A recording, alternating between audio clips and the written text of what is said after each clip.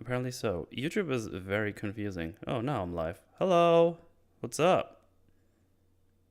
I am now here. I am live on the tubes of the U.com. How's everybody doing? Welcome to Metal's Forge. What's crag-a-lackin'?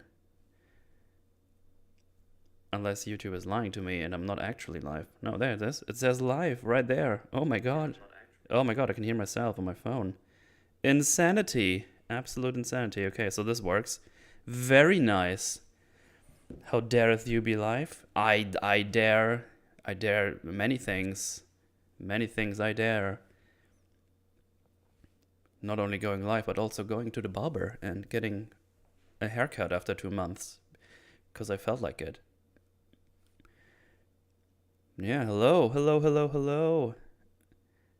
Arcane before EFAB Arcane? I know, right? You're getting all the Arcane coverage this week.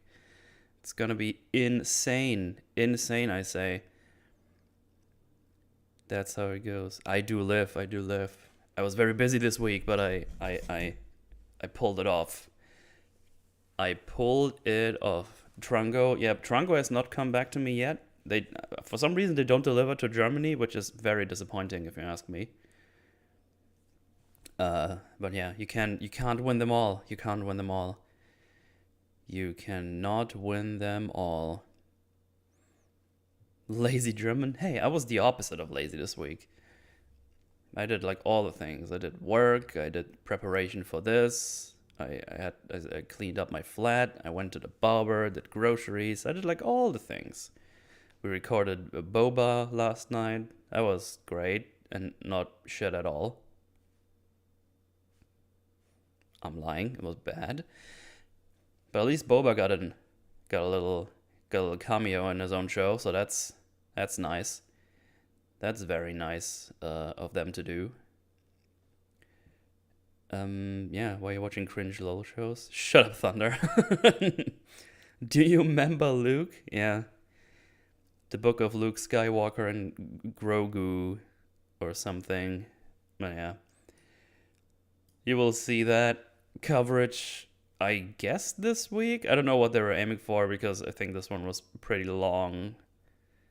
I think it was like a 2-hour recording. But yeah, it depends how fast they are, what they're aiming for. I don't know if they're gonna aim for the Love Sunday. Do not see this as a promise because I have no idea. I'm not involved in the editing department. Oh Jesus, Notepad, you are bright. You're very bright. I'm gonna put you somewhere that won't blind me. Anyway, let's see here. Did you cry the new cameo? I cry every time I have to watch Boba Fett because I could do better things with my life. But do it for the entertainment and so I can hang out with my homies. So that's all good. That's all good. So yeah, what's been happening? To be honest, I haven't really seen anything interesting to talk about this week because I was busy doing stuff. So yeah. I don't know. I'll just read chat for a little bit, let people arrive, and then in a couple of minutes we just go ahead. Plan is today. I'm just shortly go over the episodes, just do a little summary of the episodes. I try to make them as short as possible, but so much happens in every episode that it's kind of hard to get them super condensed. But I think it's gonna be fine. It's gonna be fine. So just so you know where we are. And then I have just a couple of points I want to talk about. Mostly not even in like a particular order. It's just shortly want to talk about how they work with the two main storylines, the character work. The fights is one thing I want to talk about. Some neat details. How it works as a video game adaptation. And also how they're doing in the fan service department. So this is definitely not a full breakdown like that, like it's gonna happen on EFAB, because frankly, I don't know if I can pull that off on my own. And I would probably need a lot more preparation for that. So I'm just basically going to talk about some things I liked about the show and some small tisms I found. But yeah, I really like Arcane. I think it's really good. I had a really great time watching it. Obviously I watched it twice now because I rewatched it for this, and yeah, it's really good. If you haven't watched it, go watch it. It's very much worth your time. It was a very pleasant surprise. Halo show seems to be gonna be the big gay. Oh yeah, I've seen like an article online that they're doing the whole Master Chief is just a support character. That's just rumors, by the way. I've never heard of that website before, so I don't know how trustworthy they are. And they have like different characters. Master Chief is only a side character or whatever. I don't know. To be fair, before I heard that, I saw the trailer and it didn't really grab me at all. I was just like, that just looks like generic action show with Master Chief in it. So yeah, I don't know. I don't know. Metal admits his shortcomings, the first step in solving any problem. Exactly. Okay, let's go. This process is fantastic. The Imagine Dragons band cameo was a big tism. I didn't mind it. It was just kind of there. I guess it was just like a nice little, oh, you gave us the music, here, have a little cameo in it, I guess. Nothing too bad. I binged the whole Arcane show until 3 a.m. this morning. Show good. Very good, very good. People talk about the Imagine Dragons thing, but I like this song. It's funny because when I first heard it, I was like, oh yeah, I guess it's alright. Probably nothing I would hear myself. Then I heard it again and again and again. And now it's on my Spotify playlist and I really like it. So that's how that goes. For 30 seconds. Probably not even. It's just like a really short thingy. How do you do? Nice haircut, right? Thank you. I'm doing good. Been busy this week, preparing for, well, inadvertently preparing for EFAB as well, because I saw someone while I wasn't online yet asking if I'm going to be on the EFAB. I will be there still, even though I'm doing my own thingy today, because I just really wanted to cover it for myself as well, because I really like the show, and it's good tism. It's good tisms. Metal Forge is now sponsored by Trungos. Yeah, but don't tell anyone yet. It's a secret between us, all right? It's between us. What's the Imagine Dragon thing you keep talking about? Oh, there's like a little cameo they have in like episode 7 or 8, somewhere along those lines. And they have like their own characters in the show. Metal posting EFAB spoilers. I'm pretty sure Mupri already said in the Discord that we're doing the Arcane thing on Saturday. Yeah.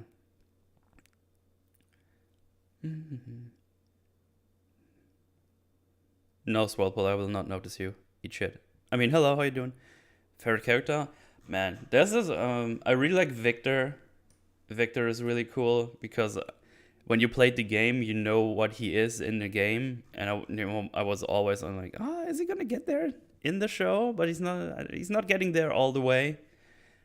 But it's yeah, I like him. I think Jinx is like a really good character as well.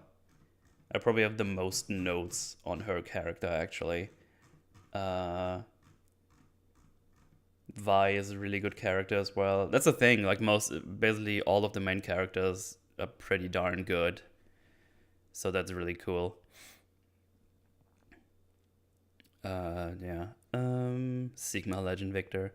You're getting all the sponsorship. Quib, Give, Punto, and no Trungos. I know, right? It's insane. Silco was really awesome character as well. He might actually be my favorite. Just because they just don't go the full oh, look how evil I am thingy. They actually give him human traits, and you can understand what he's doing most of the time and why he's doing the things how he does them. But we'll get there, because I'm going to talk about a couple of characters. I'm not going to go through all of them, but honestly, I'm going to see how we're doing on time, because unfortunately it's still in the week, so I don't have unlimited time because I still have to work tomorrow, I'm afraid. So yeah, we'll see how it goes. Let's see,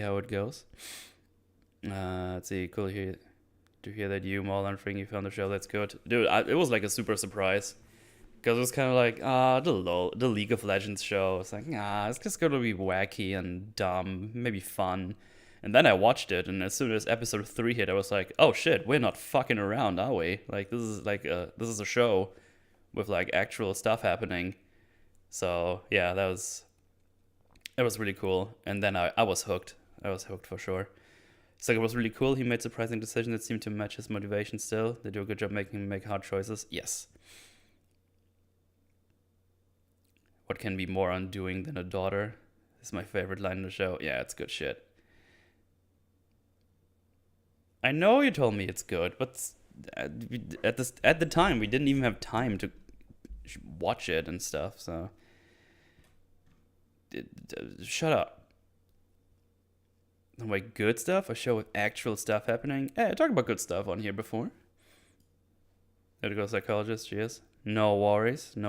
Hope you're doing well. Frogs can't be trusted. Absolutely. They definitely cannot be trusted. But I thought that was obvious from the get-go. So yeah, let's see here. What we got here? In pursuit of great, we failed to do good. Yeah, that is a really good line as well. There's so much good shit in this show that I probably won't even touch on. God, man. A full breakdown of this on my own is probably gonna take forever, I feel like. So yeah. Maybe in the future, if I have more time to prepare more thoroughly, I guess. But then again, I think I already did more preparation than a lot of people would. But yeah, there you go. Just to toot my own horn there a little bit. Not to toot my own horn, but toot. You'll have a 12-hour Saturday. Yeah, we'll see how long I'll make it, because, if you're not aware, tomorrow, as of recording this, which I need to say because this can be watched after it's live, tomorrow I'm going to do my birthday stream. I'm going to start at like 10 p.m. my time, so basically 3 hours from now, basically. I'm going to stream into my birthday, my actual birthday, not my meme birthday, because my birthday's on Saturday, so you get a stream into my birthday, and later on my birthday, I'm gonna do my birthday on EFAP after my dad is around. So yeah, that's probably gonna be a lot of fun tomorrow. That's gonna happen over on the Twitch channel. I have all the massives. I have a lot of massives invited, so I probably have to rotate a fair bit. Some people that haven't been on before are gonna be around there as well, so that should be a lot of fun. And yeah, just keep that in mind. It should be good fun. Dranks will be had. Fun will be flumed. Yeah, that's just a little heads up.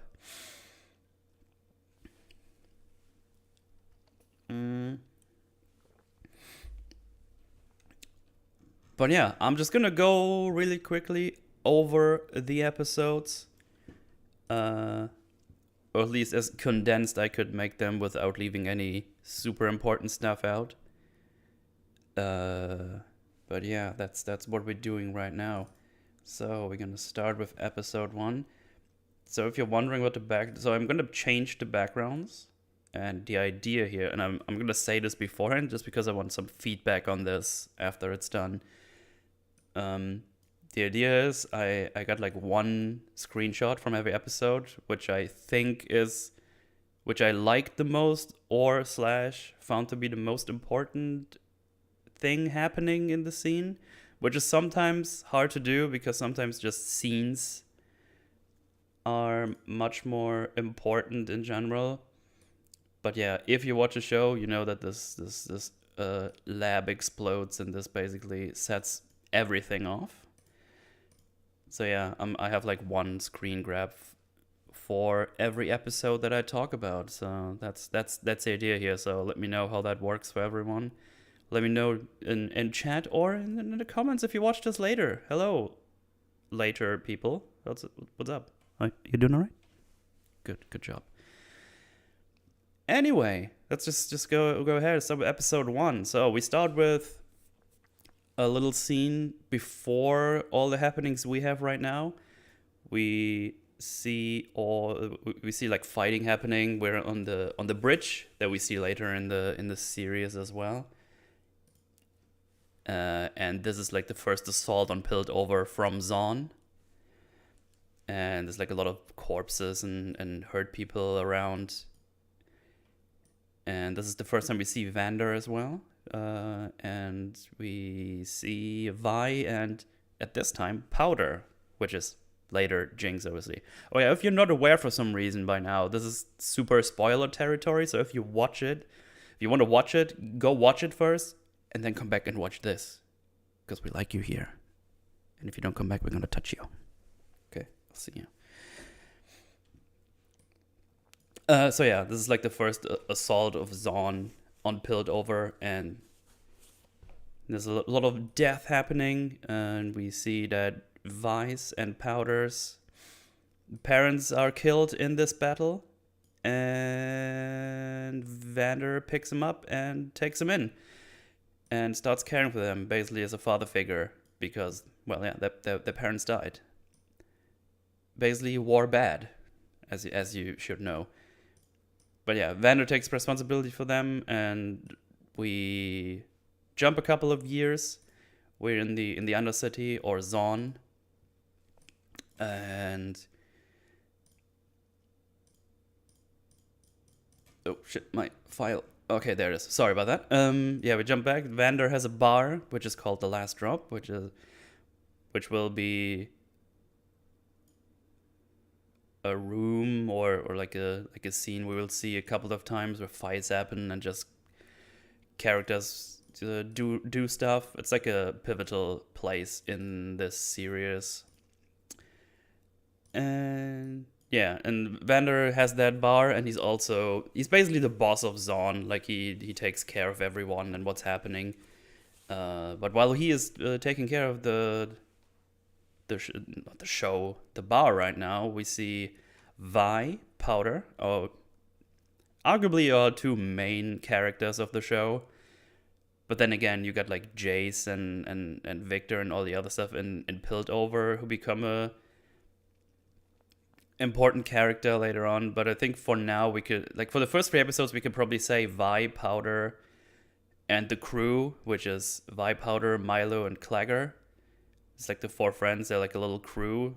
They are our main point of view. And then we got Jace and to some degree Victor starting in the 2nd episode, who show us the happenings in Piltover. But yeah, I digress. Vi, Powder, Milo, and Clagger planned a job to rob a lab or an apartment in Piltover. And they just go there and they start robbing the place, and things go sideways because someone is coming around. They hear someone arriving in the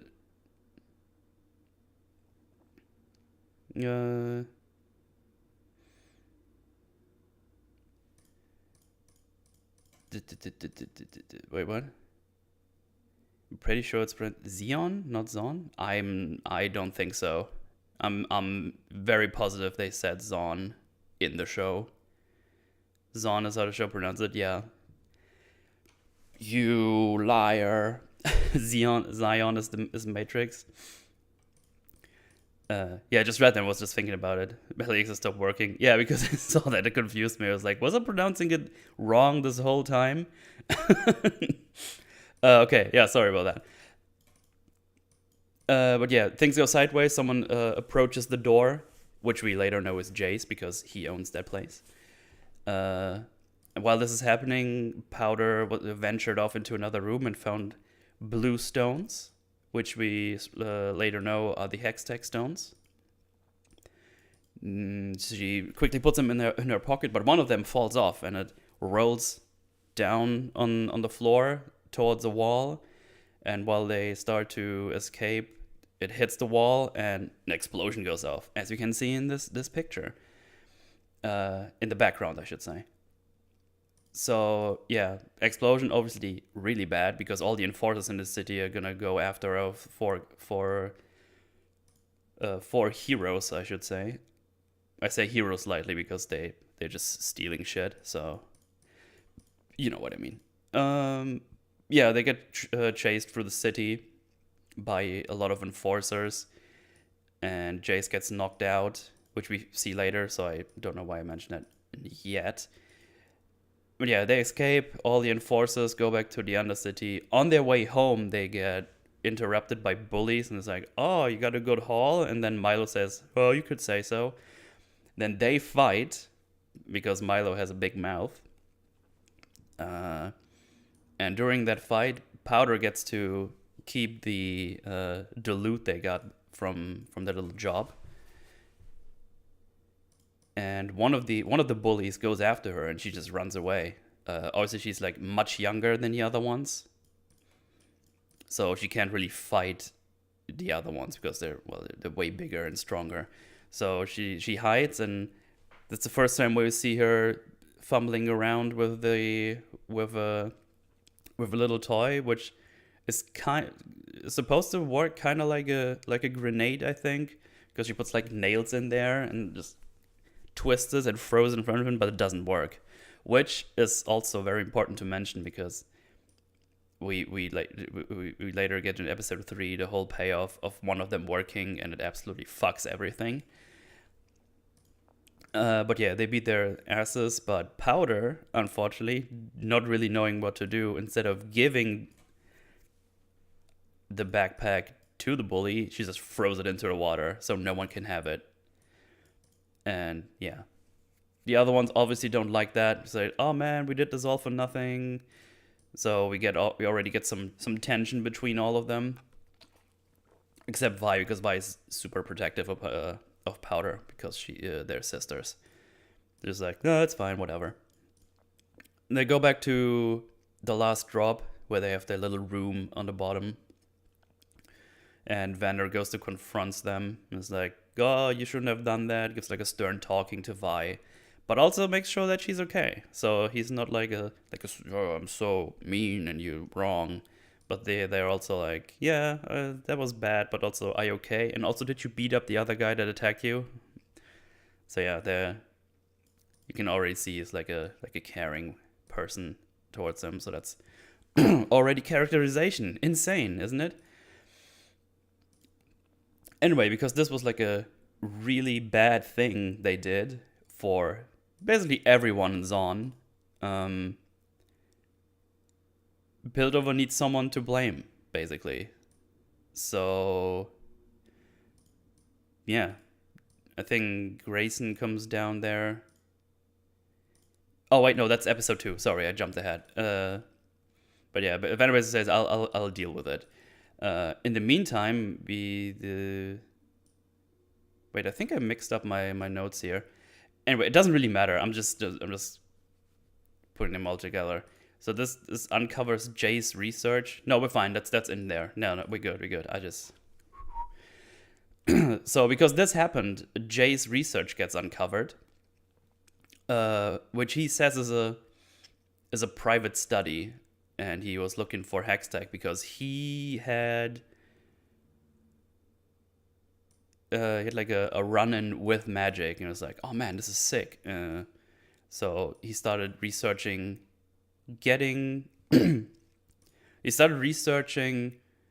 being able to not comprehend magic, contain magic, and use it in machines. So yeah, but Heimerdinger sees it at some point. He's like, "Nah, that's bad. We need to destroy it all." So they seize all their stuff, including Jace, who gets basically imprisoned for a short time. Yeah, then we get like a short introduction to Silco, who's like sick of Piltover's oppressing everyone, and he basically sees this all as an opportunity to take over. And we see Shimmer for the first time. Substance he and another person who we later figure out is Singed from the League of Legends game. Shimmer, who mutates someone and makes him faster and stronger, and we basically just see him use it on a rat, and a rat just absolutely decimates a cat. And yeah, and he basically says like, yeah, we already got someone as an experiment, basically. Like he has like one human lackey who he did. But yeah, that's pretty much that. I think I already drifted into episode 2 a little bit, but that's basically episode 1. Basically episode 1 in a nutshell. And yeah, already setting up some characters, all that good stuff. Really, really fun stuff. So yeah, episode 2. I'm just gonna grab this. Yeah, while all this is happening, Vander's trying to keep everything in check.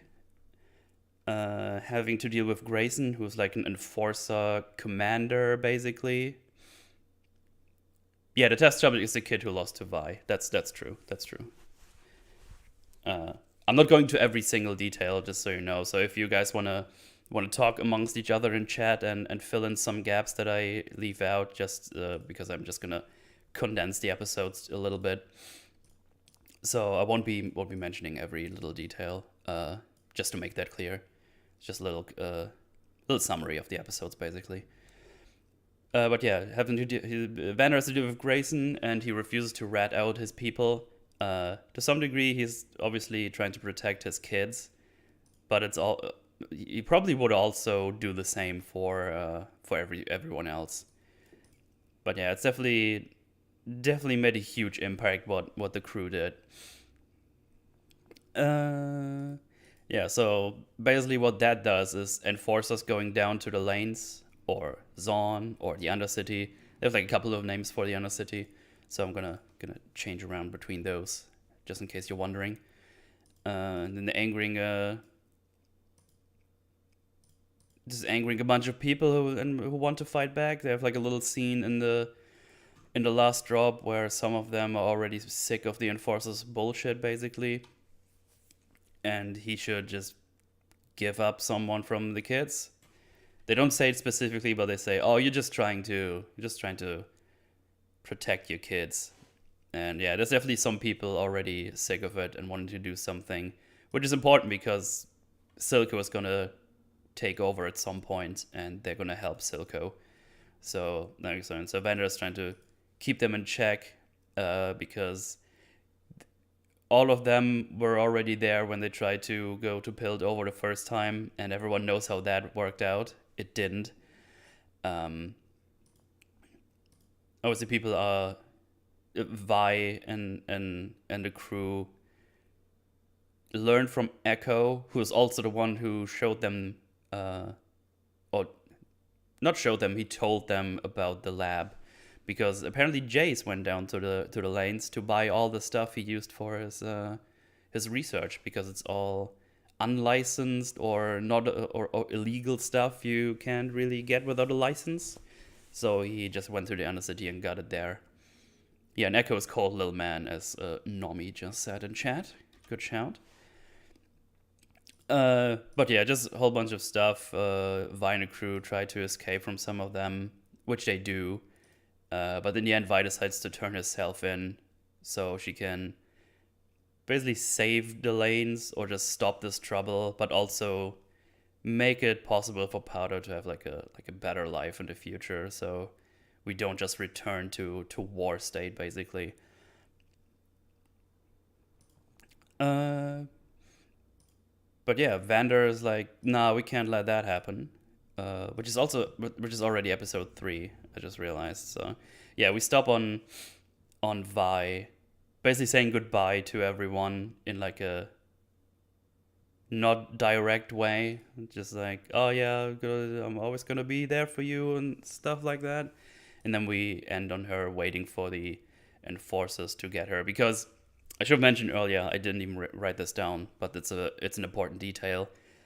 Vander has a deal with Grayson, who is the enforcer commander, and she has like a scroll almost that only goes to her, so that it doesn't go to anyone. So Vi finds that, throws that at her basically for like a tube, like a what are these things called? These air tubes? Sheriff, yeah, that's the one. I always forget that it's just called Sheriff. There's probably a proper name for it, but you know, these air tubes where you put like the little capsules in, and then you just thump go through. I can't recall the name of those. Pneumatic tube. Yeah, I think that's the one. That's what I was looking for. So Vi gets a hold of this capsule, writes a note, get me here and there, and she just pumps it through to Grayson, and she's just waiting for the enforcers to get her. And it's like, was all me, and just trying to stop all this schlumbus, basically. That's like that's probably the episode I could condense the most. Right, so episode 3, which is, I'm pretty sure episode 3 is definitely my favorite episode, because this is the episode where you realize, oh shit, we are not fucking around, as you can see by this background.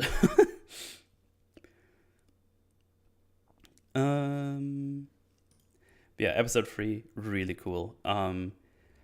So yeah, we go back to where we stopped. We see, the last scene we see is Vi being in a room by herself, waiting for the forces to get her.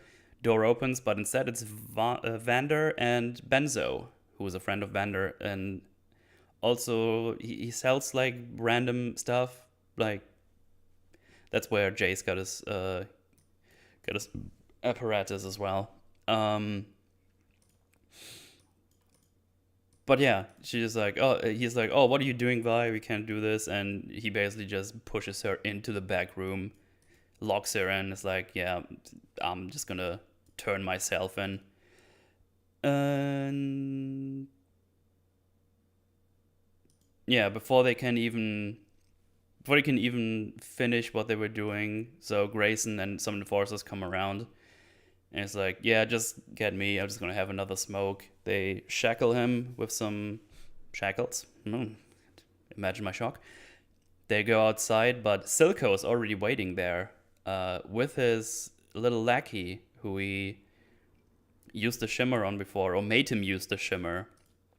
And he mutates like super fast, super strong. And he kills Benzo, kills Grayson.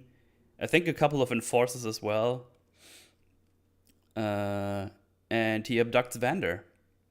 So yeah, we already got 2 characters we thought were gonna be around for a while dead. They just killed them off. It's like, damn. What's also interesting to note, which I could have put that in another part, but it's fine. I'm gonna mention it here. We saw his little lackey. I don't know if he got an actual proper name. I just called him Lackey or Lad because I don't think he has a name. If he got one, I missed it twice.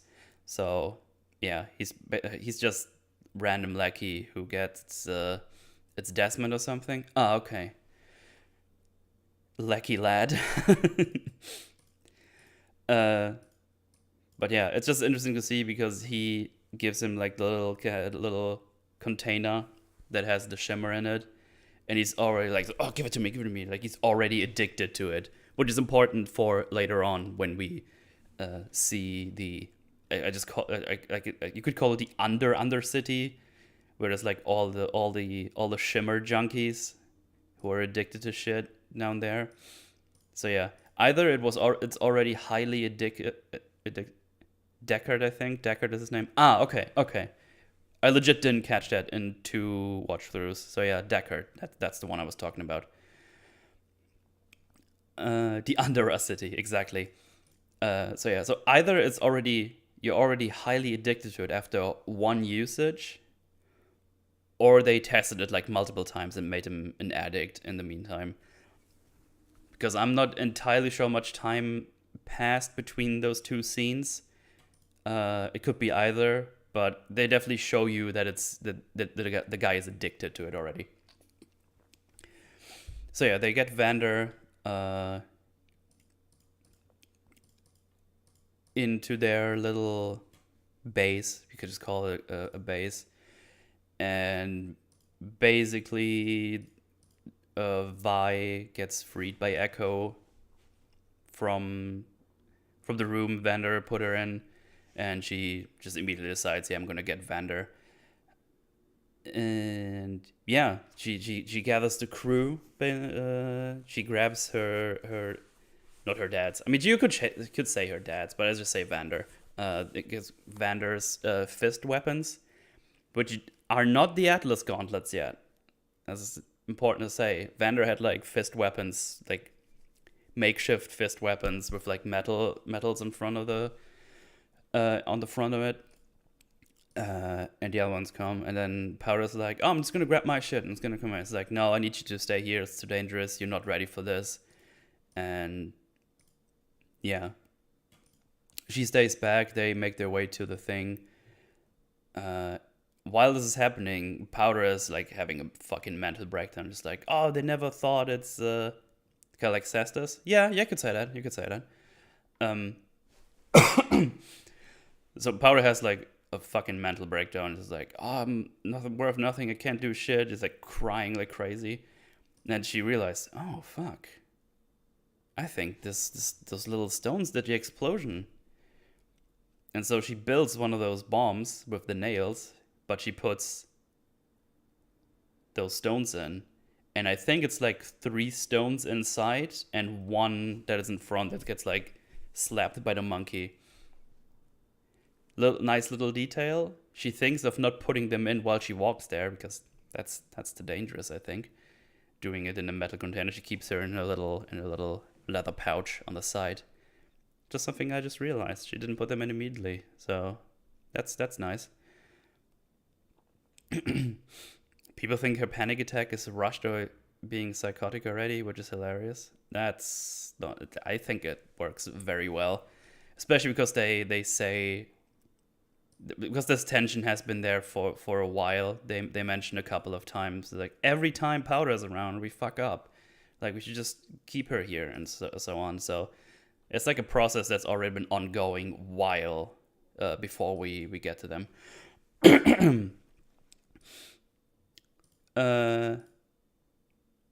Anyway, they start to the other 3 of the crew, talking Vi, Milo, and Clagger. They go to grab Vander. They climb through an open window, and Vander's like, how did you make it in here? There's like guards everywhere. And Vi's like, oh, it was easy. It was like an open window. We just helped in. And he's like, oh shit, you need to get out. Like, it was a trap, obviously. And while Milo is trying to picklock the shackles he has on, Clagger gets the mission to get us a way out of here. So he checks the walls, like, oh, this is like loose, and he gets like his pipe. I think it was a pipe or some kind of metal stick. And he starts opening up the wall. So while Vi is fighting the other ones outside, and all things considered, it goes pretty well. Vi gets like beat the fuck up after some point. She beats like the normal lackeys, but then the Shimmer mutant comes around, and she gets like beat badly. Like, she gets fucked up, and she realizes like, oh, I'm I'm no match. I'm just gonna crawl back into the thing, into the cell Vander's in, and she closes the door. And they're about to basically they're about to win, or at least to escape, because Clagger is opening up the wall. Milo opened up the last shackle. It's like, oh, this is going great. This is fantastic. What they don't know, Powder came to the rescue. So Powder made all the way here. Remember, she built this device. And she climbs up and she sees like the mutant knocking on the door. And she's like, oh shit, I need to help them. Obviously, nothing in malice. She's like, oh, I need to help them somehow. Like they're getting beat the shit by this thing. So she puts in 3 stones in the thing, 1 in front. It's like one of those little monkey that do like the little clappy claps. As she puts it there, it walks, and she's like bam, bam, bam, and then it stops. It's like, oh shit, it didn't work again. And then it does 1 more clap, and the whole thing just goes up. Like it just explodes like crazy. And we get like multiple I guess point of views from the explosion. So one is we see the explosion and the mutant gets flung away. Then we rewind basically, get the explosion again. We see Singed in his lab doing things. Fire just comes into his thingy, which means he's singed. Ah, yeah, see? He also looks like Singed after this. Then when we see like the thing that's like probably shocked everyone when this happened, we see the door to the cell just open up with the explosion. Debris going to Clagger. I'm pretty sure like he just got headshotted by debris immediately. So he might be already dead at that point. More debris, like a metal pipe, flies into Milo, just penetrates it and nails him to the wall. Vi gets buried under the cell door, which is like a big metal door. And Vander gets like fucked up as well. He gets like thrown back.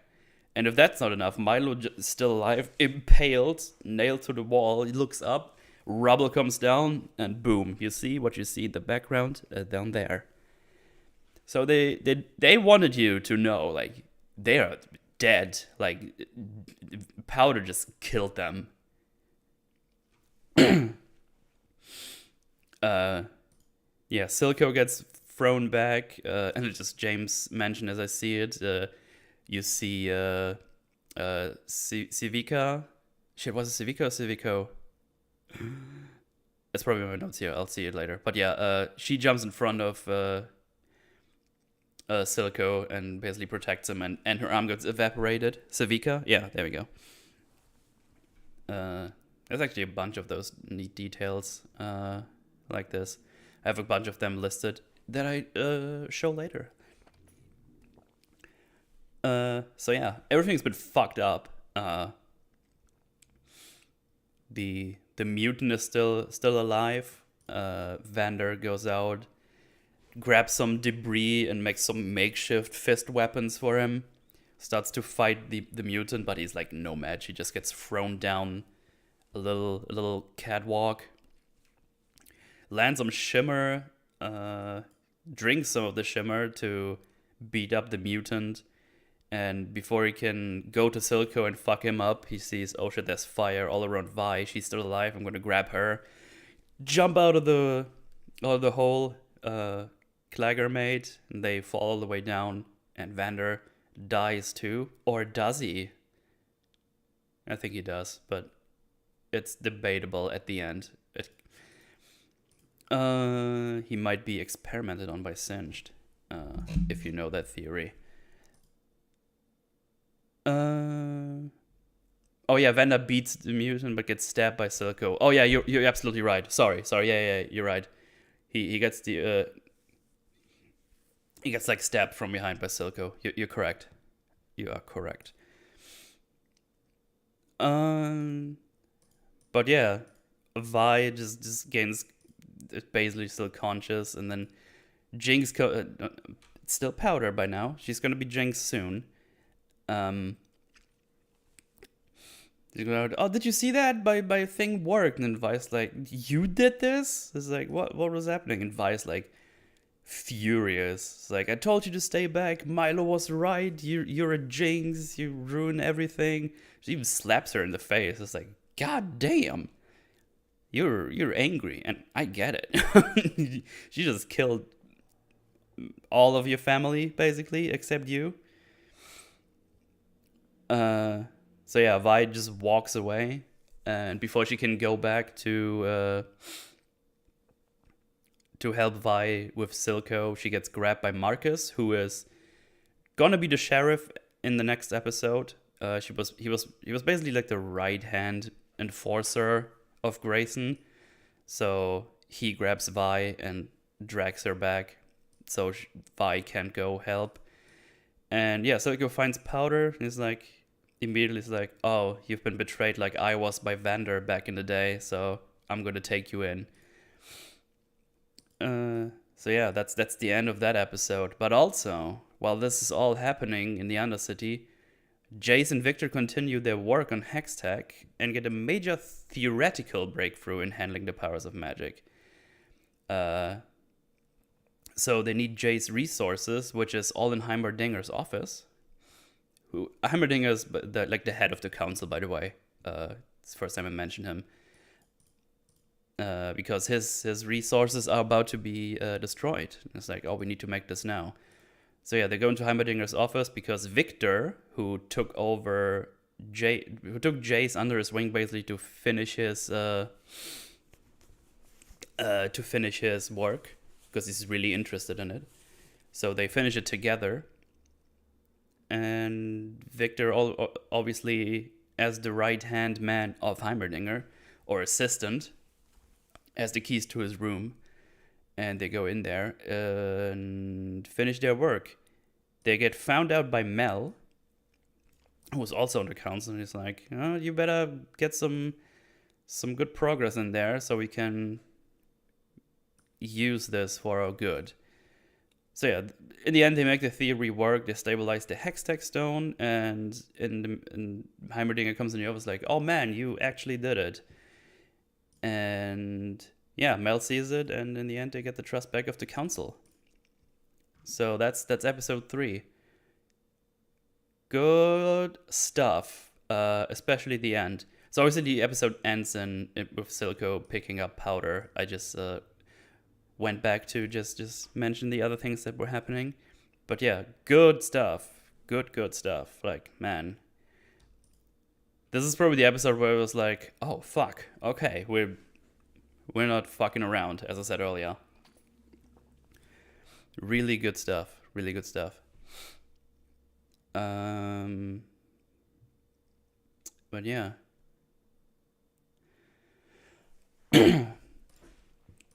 Right, episode 4. Let me just change the picture here real quickly. Bleep, blop, bleep, bleep, bloop. Because we're not done. So, we do a time jump. A couple of years have passed. I'm not sure many. It could be like somewhere between 8 and 10 would be my guess. I don't think they specifically say it unless I missed it. But it's been a couple of years for sure. 8 years? 5 years? I think 5 years would be too little, considering they build like a whole tower, like this Hextech tower. I think it's 10. It's 4. 4 seems to be a bit too short. I'm not sure. I was just guessing it's like somewhere between 8 and 10. There's no consistent answer. Yeah. Yeah, I'm legit not sure, but it's a couple of years for sure. Oops, there you go. I'll look it up. Yeah, if we can find something that hints at it, but I don't think they say it outright.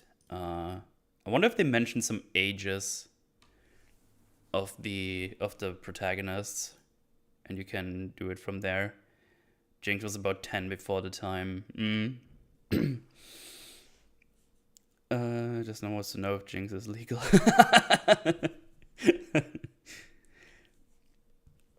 Jump, so 8 years makes her around 18. Stuck around possibly montage next few years. Vi says she was in prison for 7 years. Okay. So I'm not too far off, I guess. Alright, yeah. But yeah, we got somewhere around these. Let's say somewhere between 7 and 10. Yeah, James said around 7. Okay, well, then it's 7. That's couple. That's couple. That's plenty, I wanted to say. That is plenty. So yeah, we get this time jump. We see that Hextech has been partly implemented into the city. They built Hextech gates, which make Piltover like a crucial trading spot. And the city just prospers like crazy. It's all good in the hood, if you will. Well, not in the hood. The hood is the Undercity, and things are still shit there. Even though apparently the air got better down there while Silco wasn't in charge, so he didn't just take over and didn't do shit. So apparently he actually made some things better, which is interesting to think about.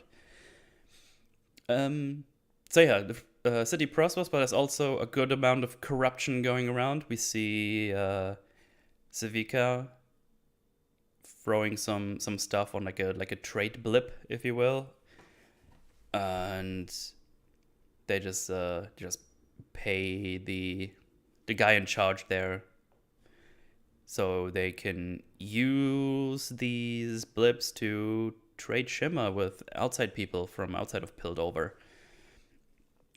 While this is happening, the Firelights try to stop them. They try to stop the trade. Firelights is like a group of people which we later know are led by Echo. And they attack the thing. They basically stun all of the people. But unfortunately for them, Jinx is protecting the not the gear, is protecting the cargo. Cargo is the word I was looking for. There you go. Did I mention that talking is hard? But yeah, they have to do this because the Undercity is apparently not allowed to blip. Oh yeah, I mean blimp. Sorry. I just said talking is hard. Yeah, blimp. A blimp, not a blip. The blimp blips with the Hextech though. So there you go. So yeah, Jinx is guarding the cargo, and she just fights them. Kills most of them, I think all except 2. But she also shoots one of her own guys. And also the whole blimp gets set on fire, so the whole cargo is lost, including the shimmer, basically. So everything is lost. The whole thing just goes up in flames. We can also see that she pretty much has perfected her manufacturing of toys, which are now basically just straight up makeshift grenades, which look like the chompy grenades she uses in the game, which is just nice. She's like, oh, I remember this. And now she also looks like Jinx from the game. So now we have that transformation, at least in the looks, done. Because her transformation is not all done, if we're being strict here. Because she looks like in the game, but her transformation is over at the end of the at the end of the season. But yeah, they get all beat up by her, destroying the cargo, including the shimmer. We see Civica is annoyed and complains to Silco about Jinx, and Silco doesn't really care because he is now very protective of Jinx, pretty much like Vi was back in the day. And he is basically like, "Oh, Civica, you were in charge. You needed to make sure that the cargo gets delivered. You fucked up. Jinx had the mission to defeat the Fireflies, and most of them are dead. So you failed me. Don't do it again. Also take care of the bodies." And then he tells Jinx to take some time off. Jinx, crazy as she is, because she clearly hasn't dealt well with all the trauma from episode 3 very well. She has like a little hideout, which has little puppets that look like Clagger and one that looks like Milo. And she's like going crazy, like, oh man, Silco thinks I'm weak, can't have that. It's like, oh man, this is shit. I just need to make it good. So she does what she does best, just fucks shit up. Because Silco thinks she's weak. She goes all the way to Piltover while Progress Day is happening.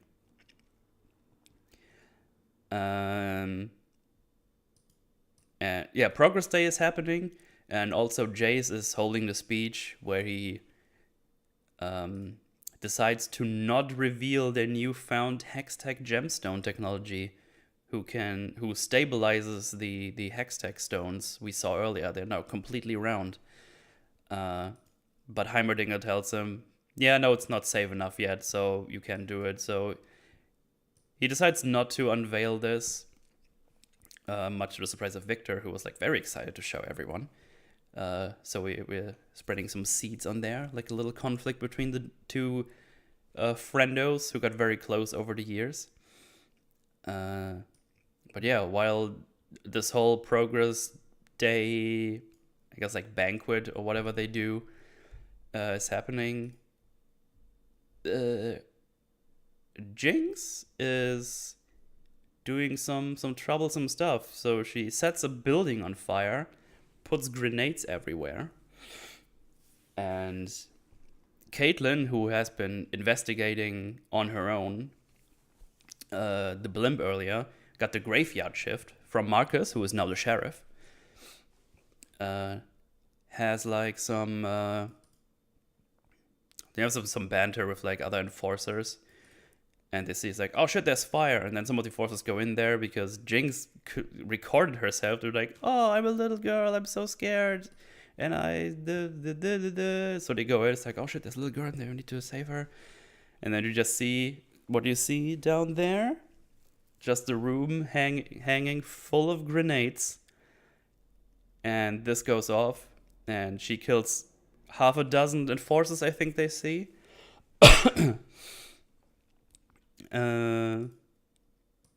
They say. And while all this is happening, I was looking at this. Jinx goes into the building where they do the thing, and she steals the Hextech gem. And starts to basically study it.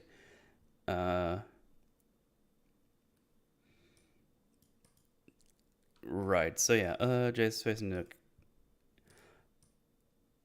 I think the next scene is. I'm not sure. No, I don't think I've mixed it up here. So yeah, we see that she stole one of the Hextech gemstones, and we see Jace facing the council, and he's like, six enforcers die. Yeah, there's half a dozen exactly. Hey Brad, what's up? Then now I'm confused myself. Let me have another sip of the water. So Jace is facing the council. It's like, oh, it was my responsibility to keep it safe. I would recommend to stop every Hextech operation in order to be safe. And he's basically willing to sacrifice his life's work to keep the city safe. And Mel is like, no, that's stupid. You should be another counselor and oversee the security of Hextech. And everyone in the council's like, yeah, that's cool. And he is now a counselor. Which is important to Caitlyn, because Caitlyn got injured during the explosion. And it's implied that the parents got her out of the force. And Jace, who is close to Caitlyn because they what is it? So I think the way it works, Jace is in the Piltover city, which has different classes in itself as well, like disconnected from the Undercity. So Jace is from a family of like handy workers. They build like hammers and stuff. And he got taken in by Patreons, basically, who are a higher class, and those are Caitlyn's parents. So they became friends over the time. I think that's the best way I can explain it. And he becomes a counselor. And because he got wind of the parents taking out the force, he was like, oh, you're on my team now. You can be an enforcer for me, basically. So they trust each other basically blind. And while Caitlyn's trying to figure out this whole thing, it's like, oh man, there's some. I think the Silco guy is behind all these stuff, which is not believed in the upper city apparently, because like a conspiracy theory they call it almost. No, they call it a conspiracy theory. Jace calls it a conspiracy theory. So she goes to the prison. And it's like, oh, I want to talk to inmate blah blah blah, who she found on the blimp. And it's like, yeah, normally no problem, but he got beat up by someone and he can't move his jaw, so he can't really talk. And it's like, well, who did this? And then we just see her walk up towards Vi. And this is where the episodes end. The episode ends. So yeah, there we go. Setting up all the goods, all the stuff that's been going on. All the stuff is going on. Doesn't know anything about Silco yet, I think. Vi tells her about him. Oh yeah, something like she knows someone is there. She doesn't know, but I call it Silco. She's looking for someone who's responsible. Yeah, so that's episode 5. There you go. This one. To be honest, I just used this one for episode 5 because I liked it. But yeah, they talk in the prison in episode 5, and I was like, oh, I can get you to whoever did this, but not from inside in the prison. So Caitlyn just goes to Jace like, I need this prisoner released, and Jace's like, okay. And then now she has a permit to get her out. We don't see this happening, but we can just, it's fair to assume she just went there. It's like, I need this friend. And he's like, okay, I trust you. And that's how she gets out.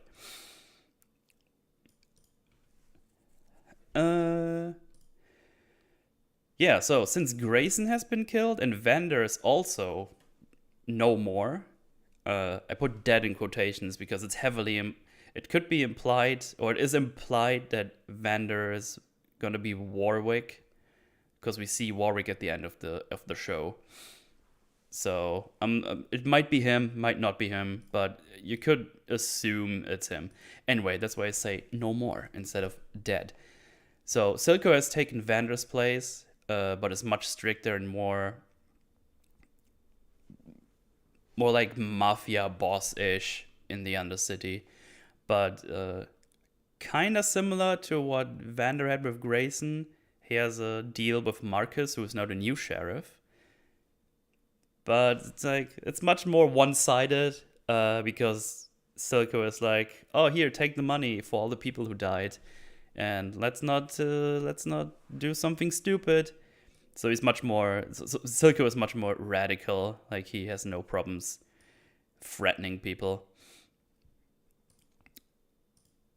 So yeah, now that Jace is a counselor, he tries to get rid of the corruption and is looking at like the logs from the from all the shipments. He's like, oh, this is bullshit. Like, there's so much illegal stuff on here. Like, here, Marcus, go check this out. So go check out all the suspicious transactions. And because Jace is now a counselor, he doesn't really have time to do research anymore. So this all goes towards Victor, because he has to do all the counselor bullshit now, which he got thrown into, which forms even more tension between the two, because Victor's like, this is bullshit. Like, you do all this stuff. Why are we not doing this? And this is also where we see that Victor's body is starting to fail him. He's like getting like woozy and is coughing up blood. So he realized like, oh shit, I don't have a lot of time. I'm just gonna go all out on this Hextech gemstone shit because I need to know how this works because I want to help people now. Yeah, so as I said, Jace gets more and more wound up in council business while Victor is doing all the research by himself, basically.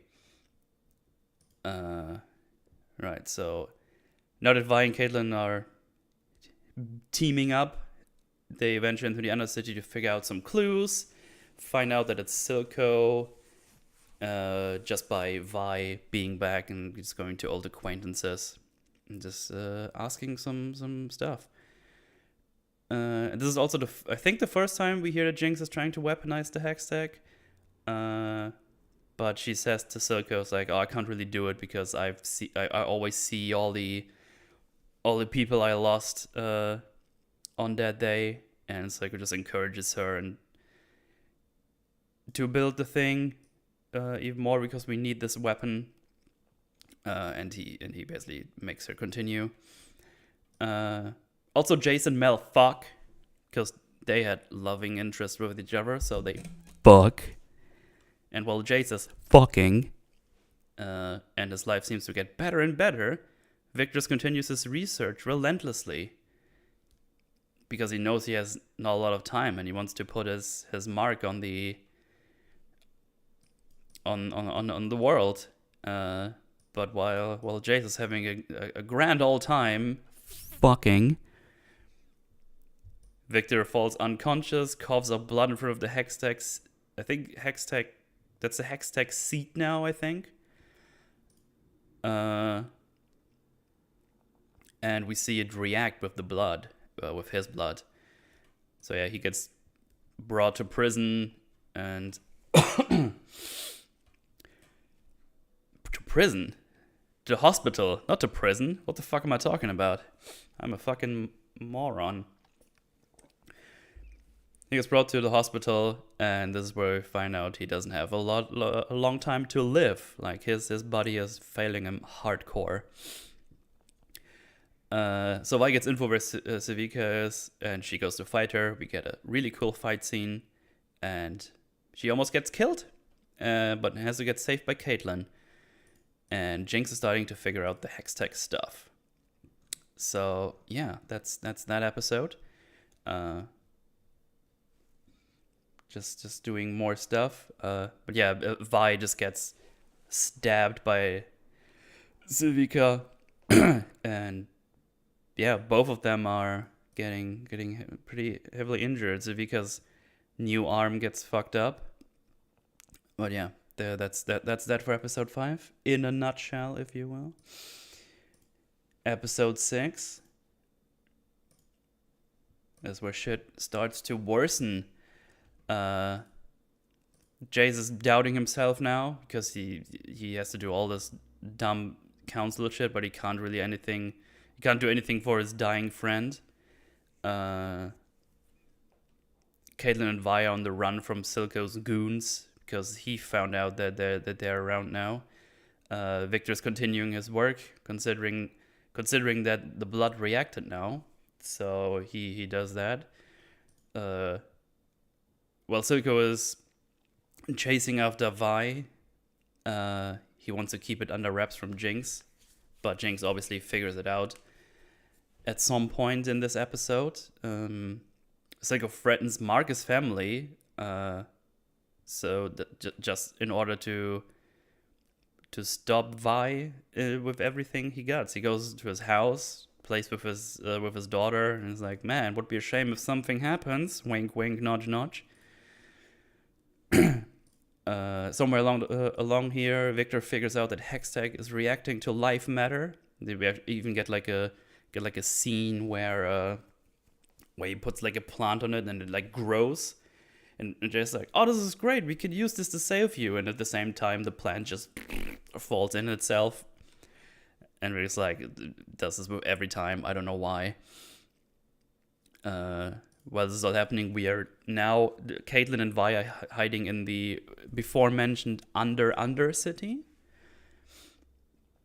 And we see like all the all the shimmer junkies basically. There's also what was it? It's like a little, not a doctor, but like a potion seller. And Caitlyn gets led there by an old friend of Vander who was helped out by Vander. We see him earlier in the first episode. He has like blobs and bruises everywhere from Shimmer. Like Shimmer has like really shitty side effects where you get like bumps of goopy shit in your face and you look like shit and you're addicted. So Caitlyn trades in her weapons to get a life-saving potion for Vi. So yeah, Heimerdinger sees the newly found Hextech core because they're just like, oh, I'm gonna get Heimerdinger. Maybe he has an idea how to stabilize it.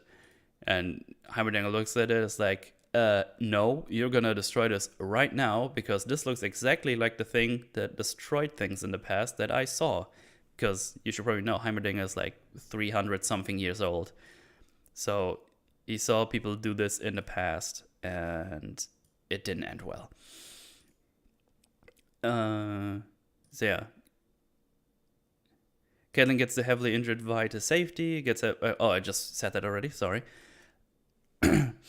Marcus got a grenade by Silco at some point, I think in the previous episode.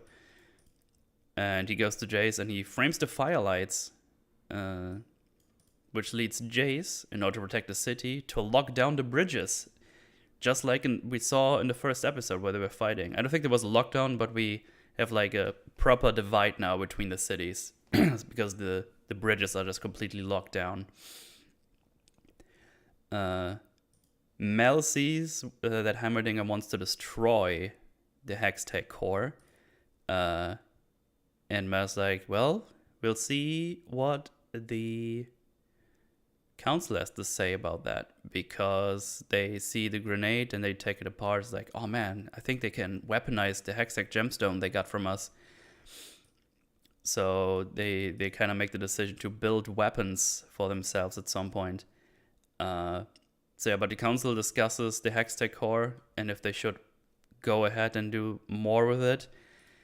And Jay is now completely convinced by multiple people.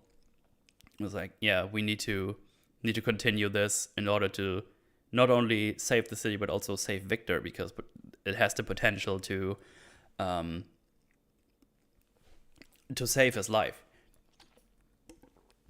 So with a heavy heart, Jace calls to a vote to retire Heimerdinger, which is basically his mentor, and he struggles to do it, but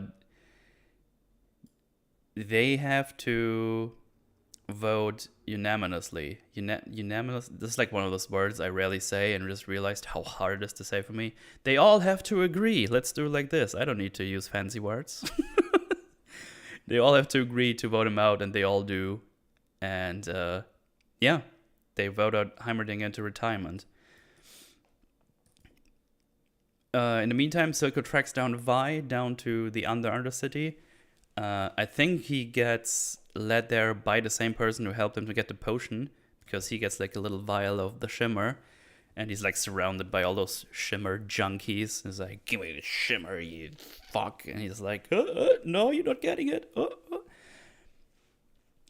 But yeah, Vi got the potion by now, so she's just getting back up. She's doing fine. It's a really good potion. So yeah, they have like a little confrontation. She breaks the building. Who we see earlier is like super wobbly. So she like punches at a steel beam or something, and the whole thing collapses and they escape. And Jinx, now knowing that Vi is alive, lights a blue smoke bomb she got just at the end of episode 3, before she leaves to get Vander. And Vi... Oh wait, this is like a combination of scenes. So in the one scene we see Jinx light up the smoke, And then we get like a little back and forth sequence because at the same time we see the bridges being locked down and just showing us the divide of the city being at another high. And yeah, Vi sees the blue smoke bomb, immediately realizes it's powder, because for her it's still powder. She doesn't see her as Jinx. But yeah, that's what we're doing. Bridge is locked down, and Powder and Jinx finally meet up. But before we go there, we see Victor going to the Undercity and talking to an old friend of his, which we see is Singed. It's like, oh shit, they know each other. And he basically tells him, like, yeah, it's like rejecting the things. Can you help me with this? And he basically gives him a variation of Shimmer, which would prevent him, or would help him doing a transformation with the Hextech core. So Singed is already like, yeah, just transform with the core. Here, have a variation of Shimmer. That should help you. Yeah. So there we go. We got this going now. So he got like a little vial of Shimmer, and in the next episode he's gonna go back and tries it out.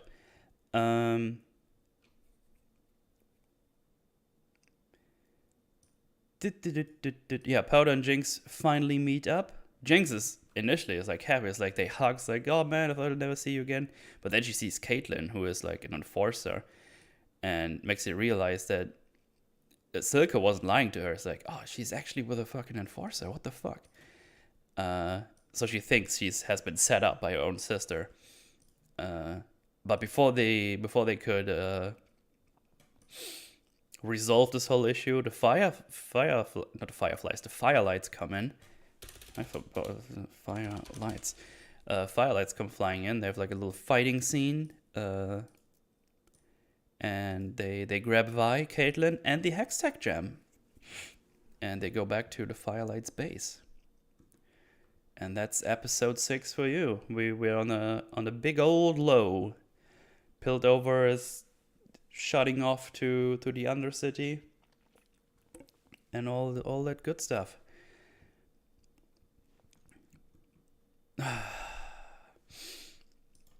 Episode 7 is probably the thing where most people have their favorite scene, which is the Echo and Jinx fight, which is why I took the background.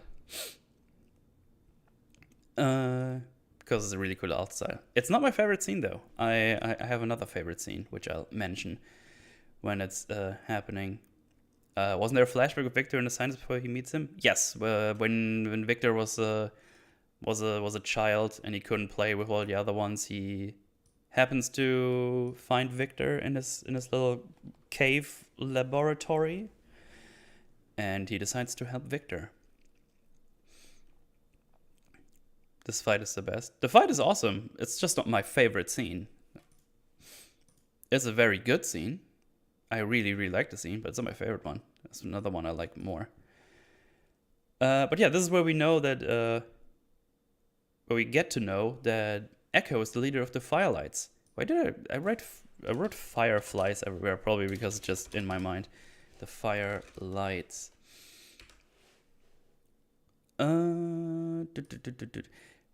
So yeah, they have like a little talksy, just chat up what they've been doing.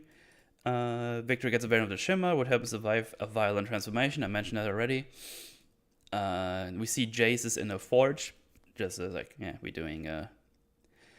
he's doing hammer work, so I guess this is like his little escape thing, because he has second thoughts about his decisions, and he doesn't like that he betrayed his mentor. But Mel is like, nah, it's fine. He'll get over it at some point. It's fine. Then we get a little scene with Jinx talking to herself, so, trying to justify what just happened. And she had like a leg wound she treats with like, not with stitches, like with nails. How do you call these clamps that you push in, you basically shoot into yourself? I actually don't know how you call them, but you probably know what I mean. But yeah, Victor comes back from the Undercity, and Jace greets him on the bridge and is like, "Man, why didn't you Staples? Thank you. That's what I was looking for. I did know the word. I was just stupid." Victor comes back from the Undercity. Jace is annoyed that he didn't adhere to the blockage he did, and makes him look bad. And tells him, "Well, we had to do it. All the Undercity people are dangerous." And Victor's like, "I'm from the Undercity. What the fuck are you doing? I told you I had a friend who can help me with this with the studies, so I went there, and he's from the Undercity." And when Jay says, "Oh, could he help you then?" He's like, "Nah, he didn't. He didn't know anything." What a liar. So yeah, their relationship is like kind of on the brim here, because Victor gets more and more annoyed with what Jace has been doing. But yeah, Silco gets to do a meetup with the Undercity bosses, and basically has to remind them who's boss. He goes in, starts gassing them, and reminds them how bad the air was before he was here, and that's what he did. And if you got any more problems, basically go fuck yourself.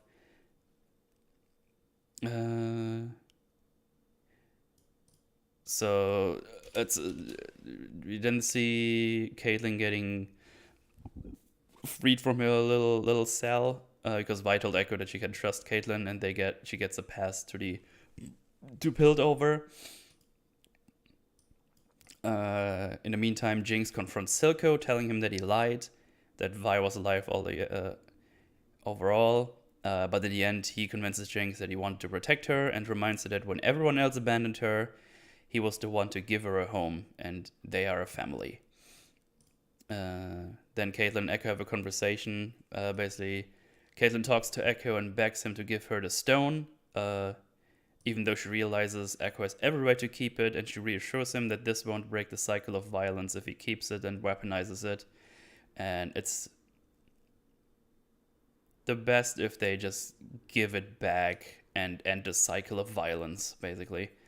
Because this Undercity needs healing more than she even realized. And she has a friend on the council, as we know, Jace. And this is like the best way to do it. Echo agrees, but he's like, yeah, but I want to be the one who gives it to him, because he's very untrusting of enforcers, because they fucked up his life and killed Benzo, who I think was basically like a father figure to him. It seems like he was very close to him. So yeah, Jace, Victor, and Mel are checking the grenade that Marcus gave them, and they discuss that it might be smart to build their own countermeasures with Hextech, because it's very possible they are able to build weapons down there, which they're not completely wrong about, because Jinx is currently working on a super duper weapon.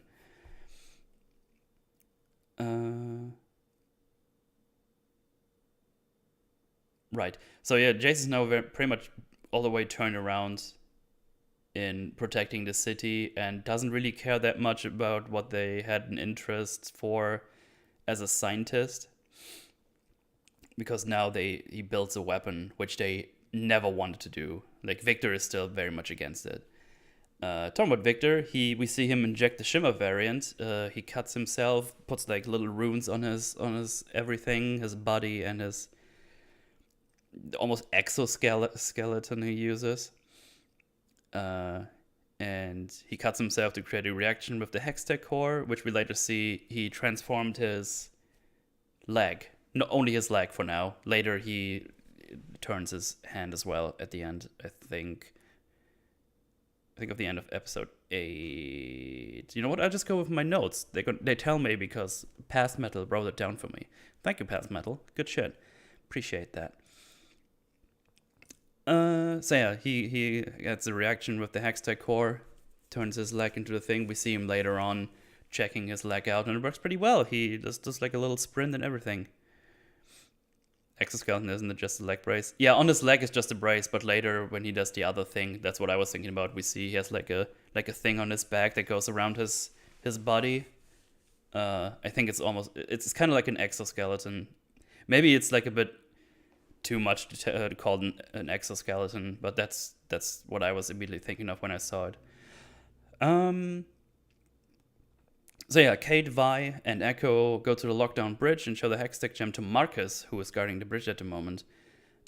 Knowing that Marcus knowing that his family is in danger if he doesn't stop them, just straight up shoots Echo, who is wearing a protection vest, so he is only out. He gets only knocked out.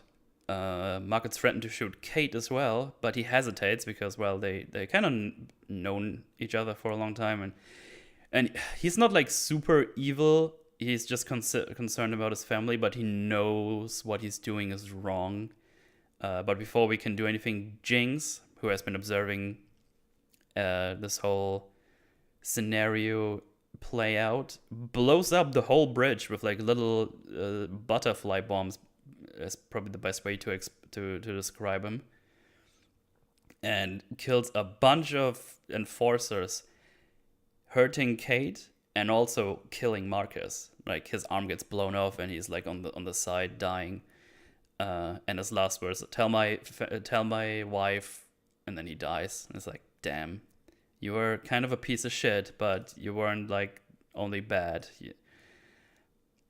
But yeah, Vi's comes running back. Jinx sees her and opens fire. Wait, no, that's not right.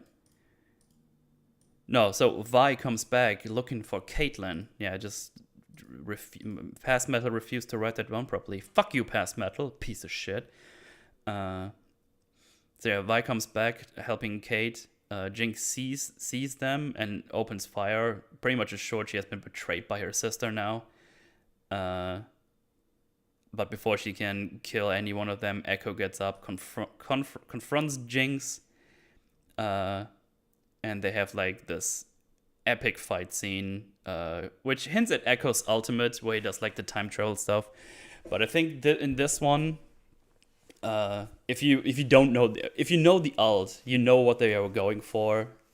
But you can also understand what is happening if you don't know about the ult, because we see them as like kids, and apparently it's like a thing they did as kids, like where he runs at her and she shoots like paint bullets at her. So he kind of predicts what could be happening, and then he outsmarts her, knocks her down, is about to beat her in the face repeatedly, but then he hesitates because he sees powder, even though he has been saying this whole time, she's too far gone, we can't help her. He still hesitates, and Jinx arms a grenade, puts it down, and boom. Possibly killing them both in the process. We don't know yet, but we're talking about it soon. Which means Echo is not dead. Jinx is almost dead. Like, Echo barely got away. Probably jumping down the bridge, spraining his ankle, as we see later. And yeah, that's that. That's how it ends. Great episode. Episode 7 is a great episode as well.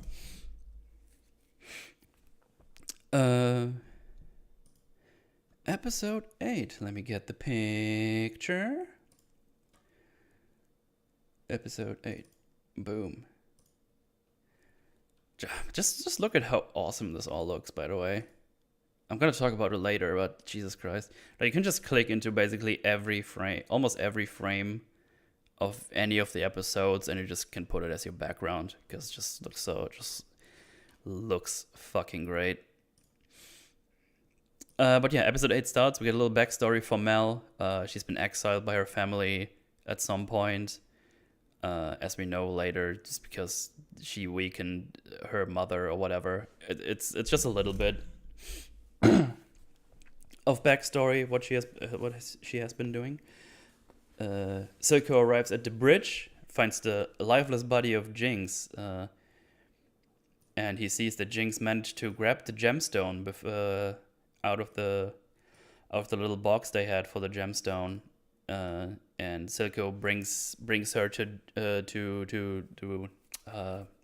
Singed to save her. But yeah, Jace sees what happens at the bridge, has a little bit of a pukey puke.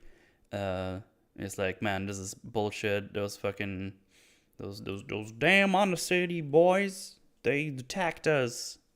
So he's now tipped over to just build Hextech weapons now. He needs to retaliate. So yeah. Vi and Kate go to their house, have a little moment. Like the little love between the two has been brewing throughout. I haven't mentioned it because it's not super important, to be honest, in this summary. But yeah, they become like kind of a thing, but not really. It's just teased that they become a thing. So yeah, they go to her place. They have a little moment of peace, basically. And Caitlyn tells her mom, who is also on the council. It's like, oh, we need to tell him something. We have like evidence and everything. And she's like, all right, you get your thing, but you better be prepared. So yeah, Silco brings Jinx to Singed in order to save her. Singed, fully aware of what gruesome shit he has to do to Jinx, knocks out Silco with like a syringe of sleepy Heimers, whatever. And he starts doing stuff to Jinx to save her. Probably like shimmer thingies, because we see her having purple eyes at some point. So yeah, Finn, one of the Undercity bosses we saw earlier in the meeting I mentioned earlier. He goes to Civica to talk to her, basically trying to convince her to be on her side because Silco has been doing bad and he's just fucking everything up. And she is not the only one disappointed with Silco's performance. Just setting a little seed for later on. Then we see that Mel's mom, I think Elora was his name, if I caught that correctly, comes to visit, tells Mel that her brother died as she was distracted with other stuff. And apparently he crossed the wrong man and immediately goes on to show interest in Hextech weapons because the man who the brother crossed has like much more resources than them and they need Hextech weaponry. Alright, so yeah, then you can have a little moment of peace when I mentioned powder. I already said that. In the meantime, Jinx gets treated and is in intense pain, but eventually gets fixed. Then we see Heimerdinger wandering around the Undercity, possibly to see the damage for himself, but he says later he wanted to offer assistance to the Undercity, but he was quick to realize he is not really welcome here, so he just goes up. Goes to the upper city again, basically. But on his way, he finds Echo, and they're kind of really friendly with each other, even though Heimerdinger was the council leader. I'm actually not. It's like one of the tisms I found. Like I'm not sure why Echo is immediately friendly with Heimerdinger, even though he realizes who he is. But maybe he only has like problems with enforcers. I don't know. I'm not sure about that one. But that's one thing that I realized. But yeah, then we see Jace talking to Elora, who tries to convince him to make more weapons because he has like no expertise in warfare. Vi and Kate get their audience, and there's like differing opinions on the council. Jace, who has been constantly pushed back and forth by multiple parties, think now it's time for retaliation and going by force and building weapons. And Mel and a bunch of others on the council who apparently know war. They're like, maybe there's like a non-war solution we want to do because war is kind of shit, you know. So yeah, and then Vi, who's also there, is going all in on the force approach. Just like, man, this is bullshit. I wanna. So like, she can't really believe that after all of what's been happened, none of you guys are able to take the decision to go in by force because Silco cannot be talked with, basically. And she runs out, thinks it was stupid to think they could change anything, and also tells Kate to forget her because they are like oil and fire. Talking about them two and also just the two cities. So yeah, Victor tries out his new leg and it seems to work very, very well because he does like a proper sprint and everything. And with this in mind, he goes back to the lab with the idea of transforming his whole body, presumably. So he puts like runes everywhere. It's like, oh shit, I'm not gonna die. That's great. But unfortunately, while he's trying that, his assistant comes in, and she sees him getting sucked in by the core. It basically thinks he's a danger, which he possibly is. And she tries to get him away, but she just gets evaporated, and basically Victor is responsible for her death. So yeah, he's on another low point now. She gets Thanos, Sky. Yeah, that's her name exactly. So yeah, he's just looking at her ashes and just realized what's happened. So he's not very happy. Obviously, Jace is making weapons in his forge, and Vi gets there and talks to him. It's like, oh, I can help you fight Silico. I know the End of City, like everything. And this is where we first see her getting the Atlas Gauntlets, which are in universe meant for just for mining.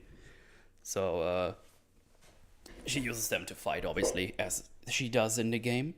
So they go down to the Undercity, and Vi basically says, yeah, we need to destroy his shimmer factories and start to weaken him.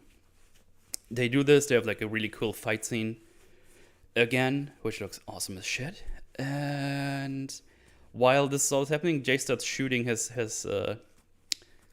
hammer. As stupid as this sounds, if you don't know League, this sentence makes no sense to you, unless you've seen the show. But basically, you can like shoot blue projectiles out of his hammer. And in the crossfire, he shoots a git, and it falls down, and it dies. And the episode ends with Jinx capturing Caitlyn.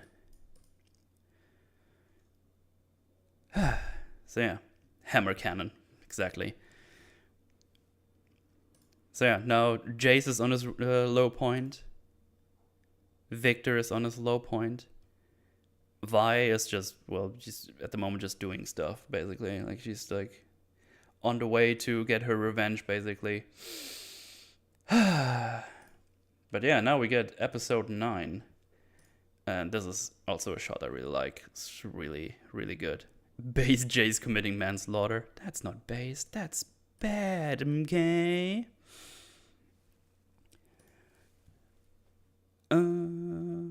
Right, so last episode, we finally got it. Just a short summary of everything. 1 hour, 39 minutes. I really tried to keep this paragraphs short, but so much happens that you just need to mention in these things to, summarize it. Anyway, because he just accidentally killed a kid, Jace instantly decides that this is gotta stop now, and he doesn't want any more innocent people to die.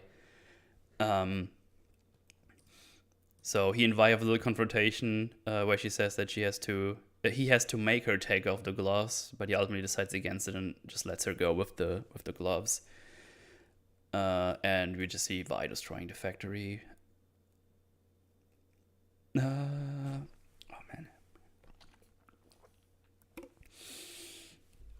man. So it turns out that the kid that was killed was a kid of one of the bosses.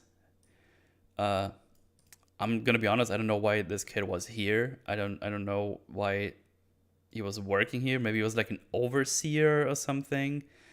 But yeah, I don't know. I don't really think we need this to be a kid of the bosses. I don't think it really changes that much. I'm not sure. It's just kind of there. I don't know. She has a lot of kids. All those kids who were working in the mines were hers. She just really likes child labor. But yeah, Victor, realizing what's happened, decides to destroy the core, but he just can't bring himself to do it. And when he's trying to walk away, the core even kind of attacks him. Like, you see it glow, and his arm and his leg starts to glow as well. So this kind of tips him over. So there's a connection between the core and Victor for sure. So yeah, Mel goes to tell her mom, Elora, to tell her to stay away from Jace, or better to leave the city. And yeah, Elora tells Mel that the man who killed her brother doesn't think this war is settled, and that they're more powerful than them, and so they need Hextech to defend their family. I think I mentioned that already before. So yeah, Victor gives the assistant little respect and casts her ashes into a lake, not really knowing what else to do here. And he contemplates suicide, just like Jace did in the beginning, when he gets stopped by Jace with the same line he was stopped by Victor all those years ago. He just basically said, "Am I interrupting something?" And he stops them. And Victor begs him to destroy the core, no matter his health. And he says that they lost...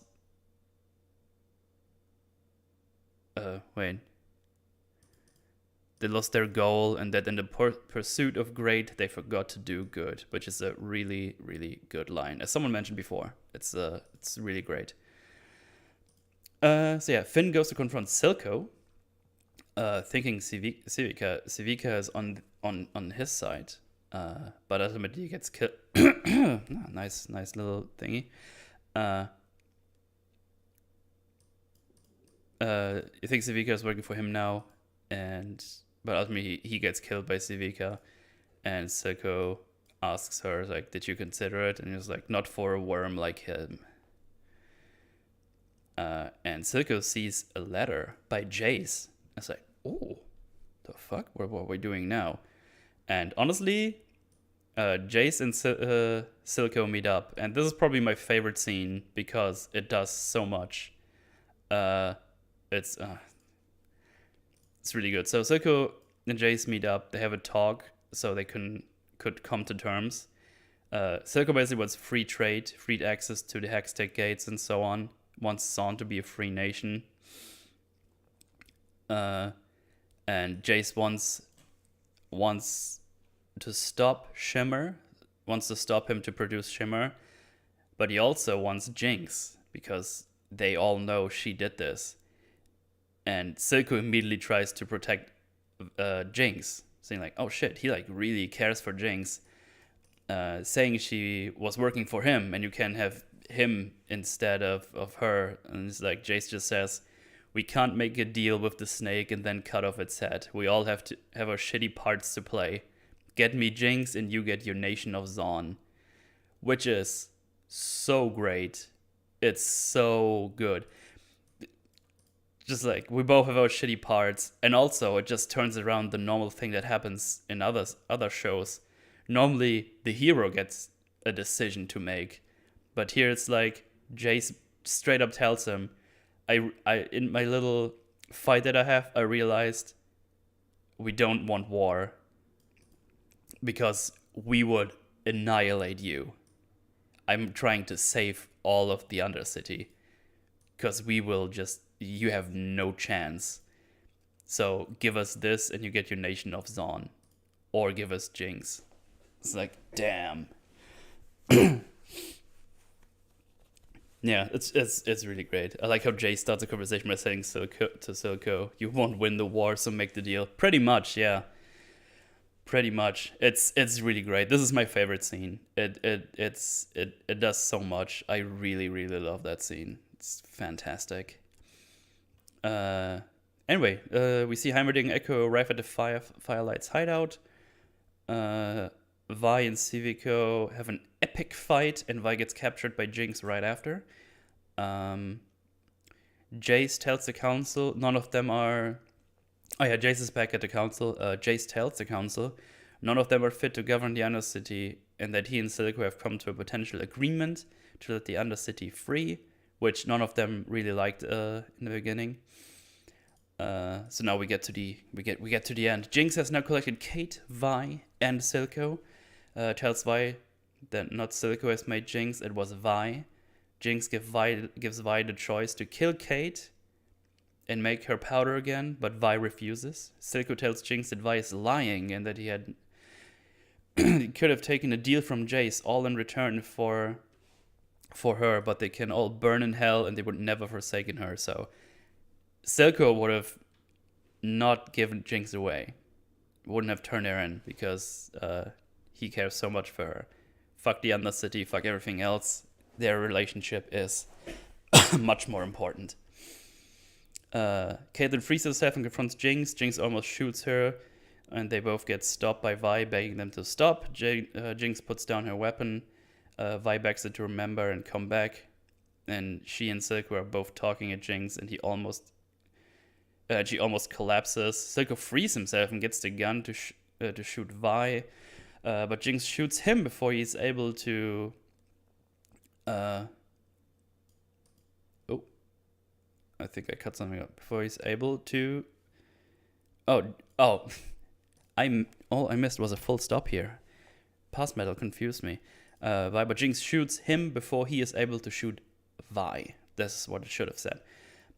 She immediately regrets it, and with his dying words, Silco says that he would have never have given her up for anything, and she shouldn't cry because she's perfect. Like, damn.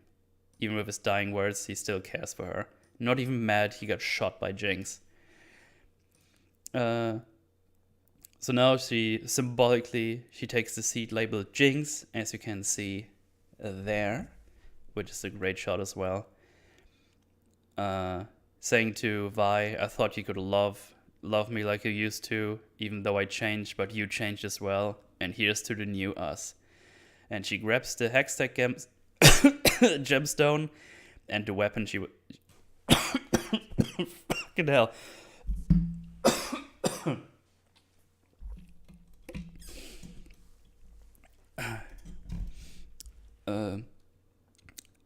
He shoots Vi, simply misses. You can see that he grazed Vi's arm. Oh, really? I didn't catch that. Oh, okay. That's actually new to me. I didn't even check that to be a possibility. Oh, okay. Good shout. He's new. So she grabs the Hector gemstone and the weapon she had finished for Silco, loads it up and shoots it straight at the council's window, where they just decided to give the people in the Undercity the freedom they always wanted. The rocket hits, and possibly killing them all in the process. And yeah, Jinx jinxed it once again. And this is where it just stops.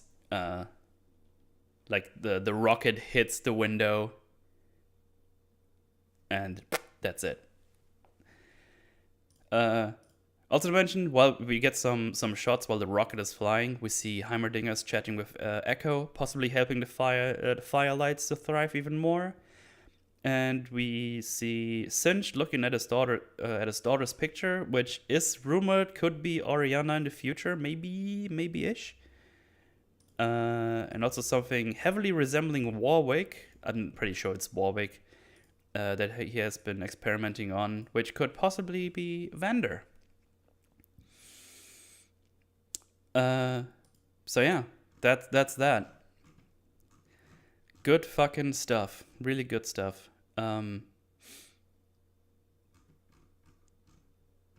It's Warwick. Yeah, it's pretty much confirmed Warwick. The question now is only if it's Vander or something else, someone else, some Randy or whatever. Yeah, there we go. That's the.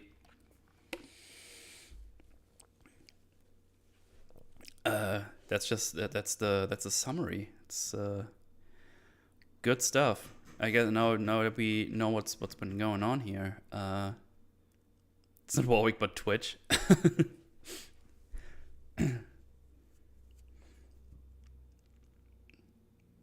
I don't think Vander died it. But the thing is, he was full of Shimmer, and apparently Shimmer has the ability to heal you to some degree.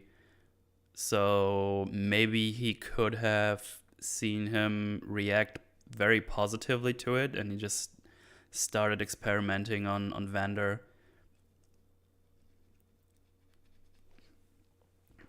Did you finish the recap? Do you want to talk about the fun? Well, I have my thing that I'm gonna do. Just chill out.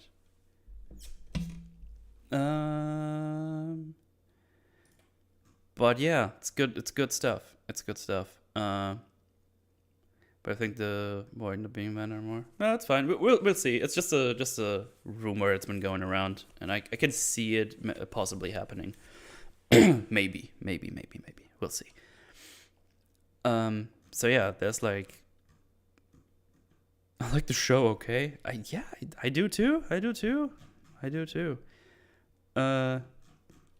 So yeah, now I have like a wall of stuff about characters, but I'm just gonna pick a couple of them.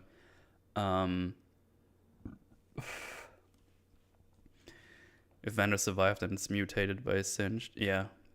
The rat in episode 1 becomes Twitch. Yeah, I heard that one. That would be funny. That would be really funny. So yeah. Yeah, I have notes to the characters. I'm just gonna go to the characters straight away. Silco, good shit. He is the antagonist of the show. Goes to take care of Jinx after she accidentally kills her friends and then gets abandoned. His goal is the rise of the lanes and the liberty of them, because he wants a nation of Zaun. And he wants to fight them with the Shimmer that he and his accomplice made, which is Singed. And he heavily implies like he doesn't need to win a war, he just needs to scare them enough so he can take this over. So while this is all his goal and he's very strict with this, Jinx gets to be in his life, and he sees a lot of himself in her because she was betrayed by his sister, and he immediately takes her and is super protective towards Jinx, seeing himself in her, I would say, because he was abandoned by Vander, as we see in the show as well, which I didn't even touch on in my summary, but we see that he and Vander had like a brother-like companionship almost, and for some reason Vander stabbed him in the back because I think he got like too extreme with stuff or something. I would need to rewatch it. I legit didn't write it down, so don't quote me on that. And in the end, he was like willing to sacrifice his whole plan just to save Jinx. So Jinx was like his top priority, even over the city.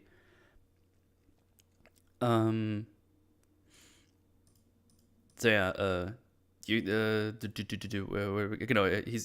very protecting towards Jinx, as I already mentioned. And there's like small details we can see in the show as well. So if you look at this right here, I just realized this just goes in here. I don't need to do it by itself. You can see when he's in his office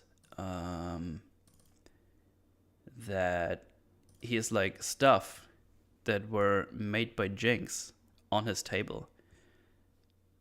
You see, there's like right below Jinx, there's like stuff on the table that she made, and he just keeps that around even if she's not there. So I thought that was like a pretty neat detail. So that he keeps that around, I was like, oh man, that's pretty cool. It's like just like a nice little detail. A monkey mug, yeah. I would like a monkey mug. That sounds fun. And also, shit! I lost my note. No, come back! No. Yeah, that's in episode 4. He is very convincing and cunning, and basically does whatever he takes to get his goals done. As I mentioned earlier, when he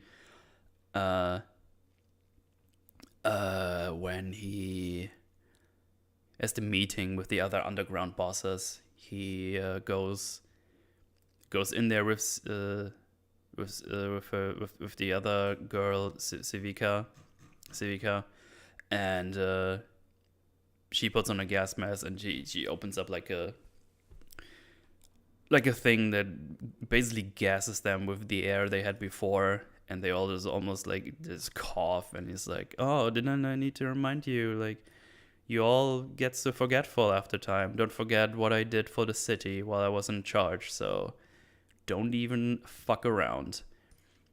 And yeah, he has like no issues in getting people killed and everything.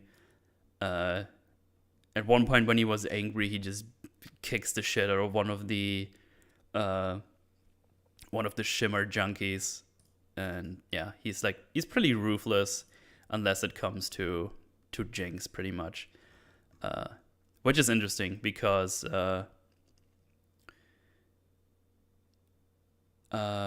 when it goes to Jinx, he's like super duper protectful. When he gets her to Singed to basically repair her because she's like almost dead and ripped apart basically from the grenade. Singed just tells Silco's like, are you prepared to lose her? And he never says yes. He just says she won't die, she can't. And yeah, it's like, man, you're a very human villain. You're not just comically evil all the time. You actually have people you care about, and it's very relatable. Like, if a loved one gets almost killed, you want to do everything you can do to protect them and get them better. So yeah, it's good shit. It's really good stuff. Yeah. Good villains in my 2021 story. I know, right? It's crazy. Feels good to have those not pure evil ones. Absolutely. It's so frustrating because most shows just don't have the balls to humanize the villains. And the best villains are the ones you can at least a little bit relate to. Because you still hate the guy or the villain or whatever, but then he does something you can relate to, and it's like, you're a piece of shit, but yeah, you know what? I would have done the same. Yeah, Silco, fantastic. Super good villain. Love him as a villain, not as a person, because he murders people. So I probably won't be friends with him. Unless I have to, so he doesn't kill me. Yeah, I think I go with that. Right, what else we got? Jace. Jace is a really good one as well. He just basically starts as a researcher at the Piltover University. He comes like from a lower class in Piltover, from those hammer builders, as I said before. And we see that he got saved by magic, which... oh, fuck, no, I forgot the champion name. Rice. I think, he got saved by a wizard, which is pretty sure is Rice, because I think that's Rice ult he uses to teleport him out. So this is why he starts trying to contain magic with stones. Yeah, low class is probably wrong. Minor nobility. Yeah, that makes more sense. That's probably better. Rice. Yeah, exactly. So yeah, he's so sure about his advances that he gets himself expelled in front of the council, even though he could have been let go with a warning, and instead of getting expelled, because Heimerdinger tells him, "Oh, just tell him you were wrong, and we just destroyed the stuff, and it's all good. You can just stay. It's all cool." So he gets himself expelled, and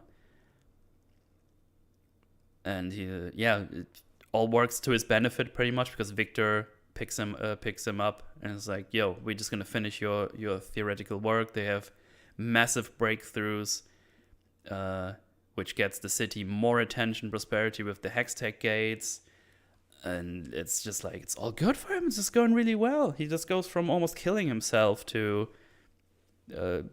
being on the council and stuff. But then again, being on the council is basically the downfall for his, not for his morale, for his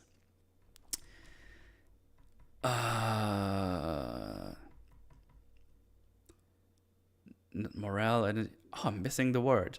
Sometimes it sucks to be second language English speaker, because sometimes you just forget words. They just go. So yeah, because all they want is to help people and stuff like that, and never wanted to do weapons.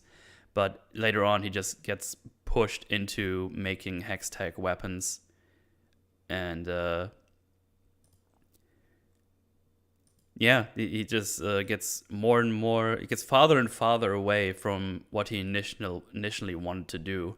Like, he gets part of the council without his without him really planning for that, because he was about to throw down his whole world, his life work to protect the city, but instead he gets voted into the council, and now has to deal with the bullshit politics, which he doesn't really like, but apparently gets to be pretty good in, because he just used that to get more funding for his research, which is funny to call it still his research, because he pretty much stops researching to some degree until Victor gets like super sick and he has to go back and help him a little bit. But he's like caught up in all the bullshit politics, and he constantly gets like pushed back and forth, like, do weapons, no weapons, do the funding, no funding, this and that. Like, he's very much I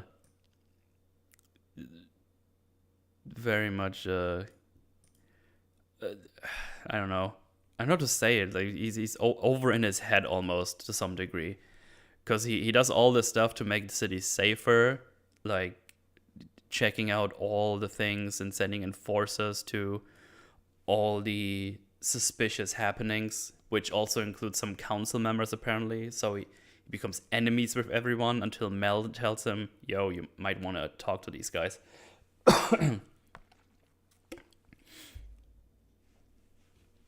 But yeah. And obviously, in the end, all his choices are driven by the need to protect the city without really thinking what the repercussions were. Because he basically becomes the de facto leader of the council and the city, and he just does what he thinks is best at the time. But then when he starts to retaliate with force, he realizes, oh, this shit is gonna get out of control quick, and he decides to go back. But yeah. And it's like super interesting that Jace gives Silco a choice in the end, so the villain has the final decision instead of the hero.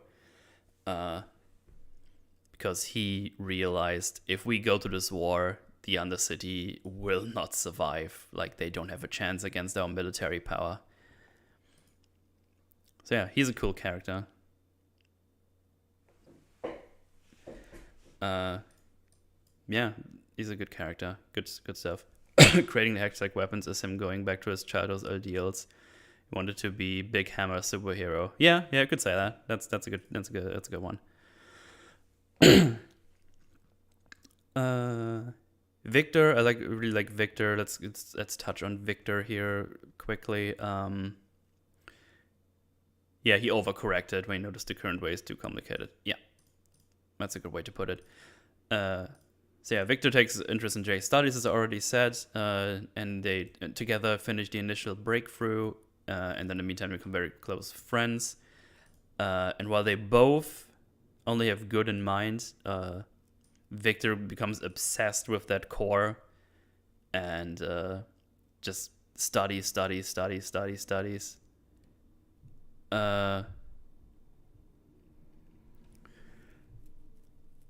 Until he starts to, not convert himself, like turn himself into like a hex-tag buddy, pretty much. But yeah, he was always a loner, and so he always studied the core. And because he's so close to death at the end, he becomes desperate to finish his studies in a way to put his mark on his life and the future life, because he's concerned that everything, his contributions are only short term, and the world will rush it. The world will forget his contributions very quickly because they're very temporary.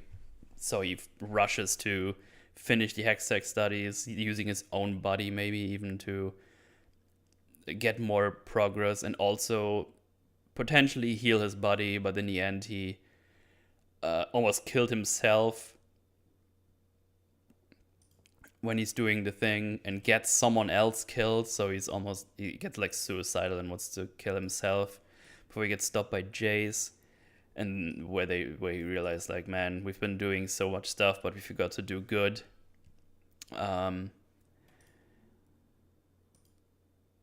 So yeah, we see how he goes. Because if you played League, you know how he looks in the game. He's like super mechanical, and it's like, oh, Hextech, yeah. I could see him being forced to transform because he's in the council room while Jinx rocket hits. So potentially he is almost dead, and they have to get him to the core or something, and he's forced to turn over. But that's just an idea I had. So he has like pretty much another thing. It's like, oh, I'm gonna do all this good stuff, and then he gets like obsessed with his studies and turns himself into a Hextech fueled body while also killing the assistant.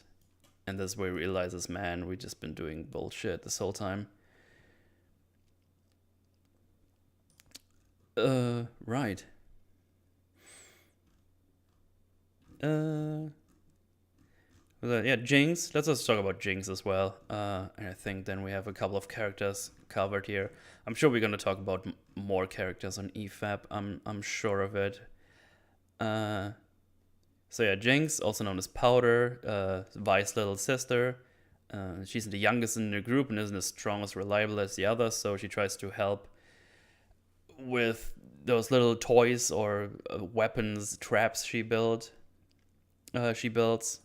to kind of even out the playing field for herself, but they mostly don't work.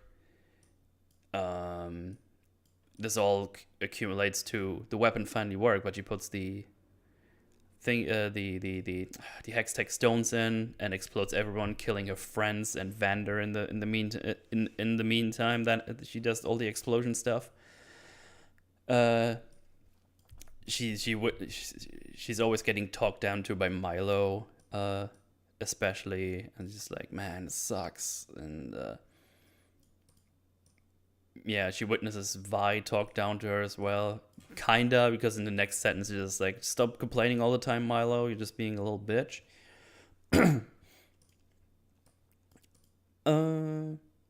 So yeah, she starts doubting herself and the loyalty of her friends, but Vi assures her that everything is fine. But she's already going into almost a psychotic break. And when Vi finally, quote unquote, abandons her or just leaves her there for a little bit, she thinks she's been completely abandoned. Basically, just tells her, says she's not my sister anymore.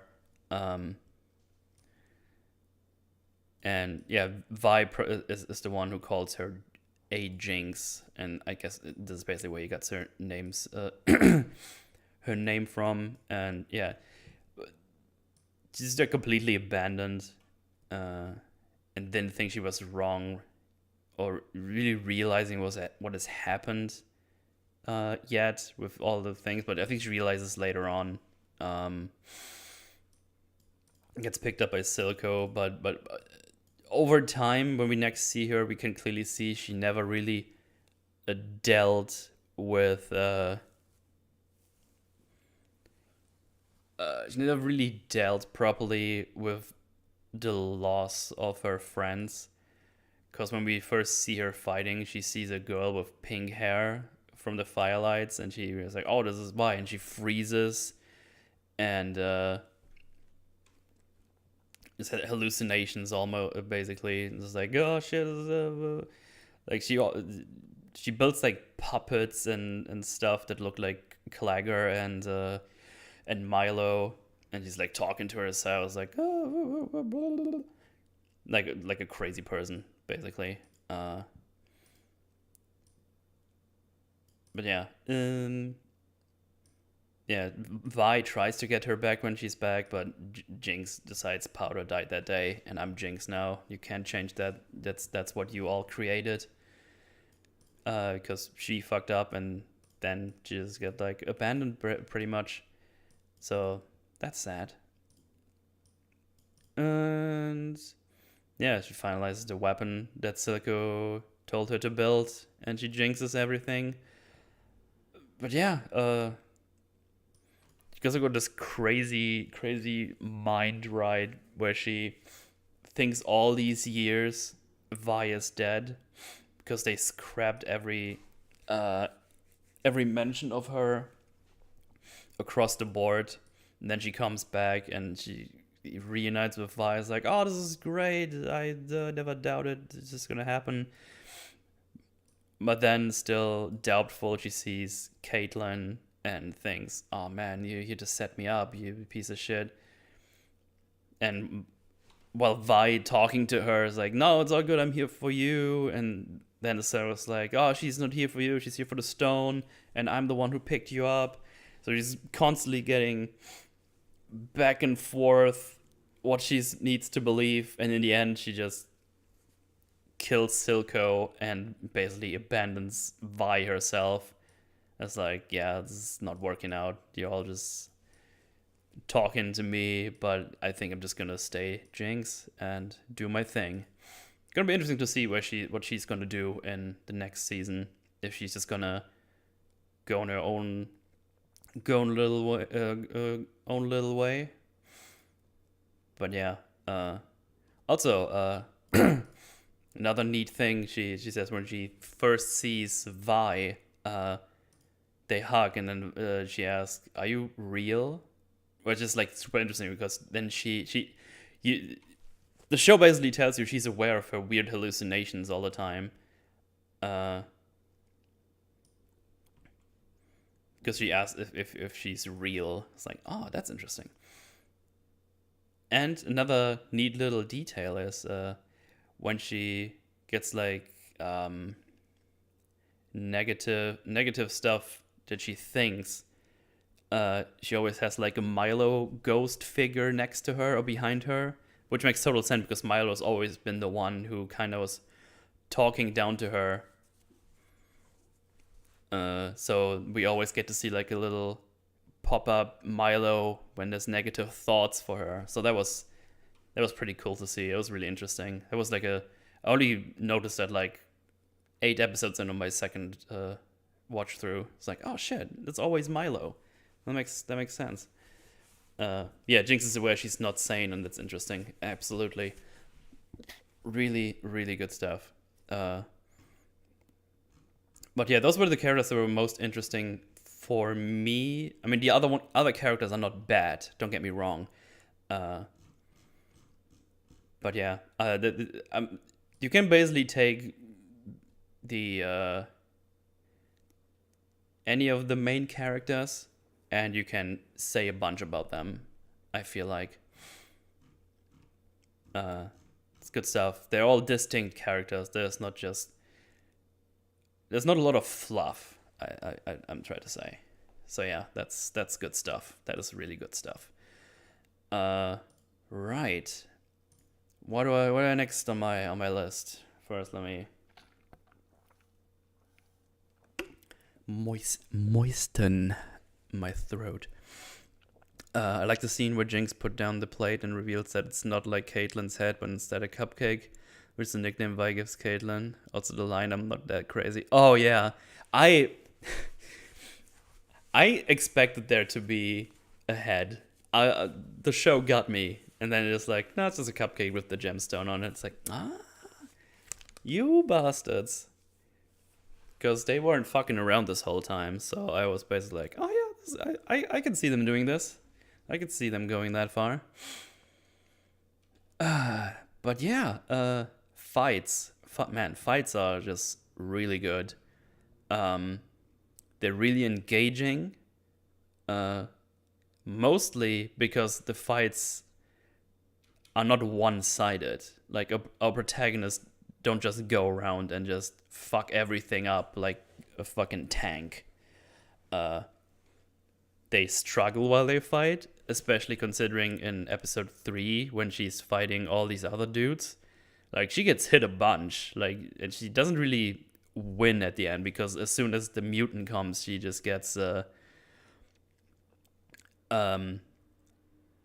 she gets beat up and basically loses at the end, so she has to retreat. Big plus, you can see what the fuck is going on during the fights. It's not like cut. You can see what is happening. It's really well made. From what I've heard, one of the animators did like 3 years of boxing training or something crazy like that. So he knows how the characters move during a fight, which makes the fights look fucking fantastic. Like when you see Vi move, for example, it's like, yeah, I can see someone move like this. Like, this looks like a proper fighting stance. This looks like someone who's actually versed in fighting, which is really cool. It's really, really neat. Let me grab the clip from episode 3 here, because that's you mean they didn't have the whole fight scene behind a door like a 10 out of 10 show like Jiu-Jitsu? 1 out of 10 garbage show. I know, right? I still can't believe they did this in Jiu-Jitsu. Oh, there's 4 with a gun. Let's just put the camera down here and make fighting noises. Oh, look, he did it. He's so good. Man, Jiu-Jitsu was something special. Jiu-Jitsu was something special. Right, let me grab the episode 3. 22 minutes in. Or 22-ish minutes.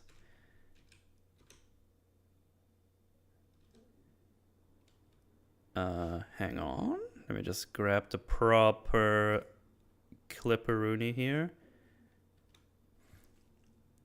So this is the fight they have when she is still a kid. Where's my VLC? There it is. There we go. So there you can see it's like this. It's like shoop, bam. And now I have to stop already because I don't want to get trouble in with copyright. Ish minutes. All those minutes in the Middle East. Yes. Vi only knocks the first guy out because he completely underestimated her. Yes. And the others immediately take her seriously after she knocks him out. Yeah, exactly. And it's like bam, bam. See, you can see what is happening. It's fantastic. It's good stuff. Just look at all the expressions here. Like, it's good shit. There's so much detail here. It's kind of insane. Narrow area fight also helps balance out how Vi is able to take out so many they can't effectively swarm her. Yeah. Exactly. I mean, I think there's a conversation to be had about her beating them about beating them at all, because she is still a child. But I think in the overall universe and power levels, it makes sense. I think you can. It's okay. It's okay.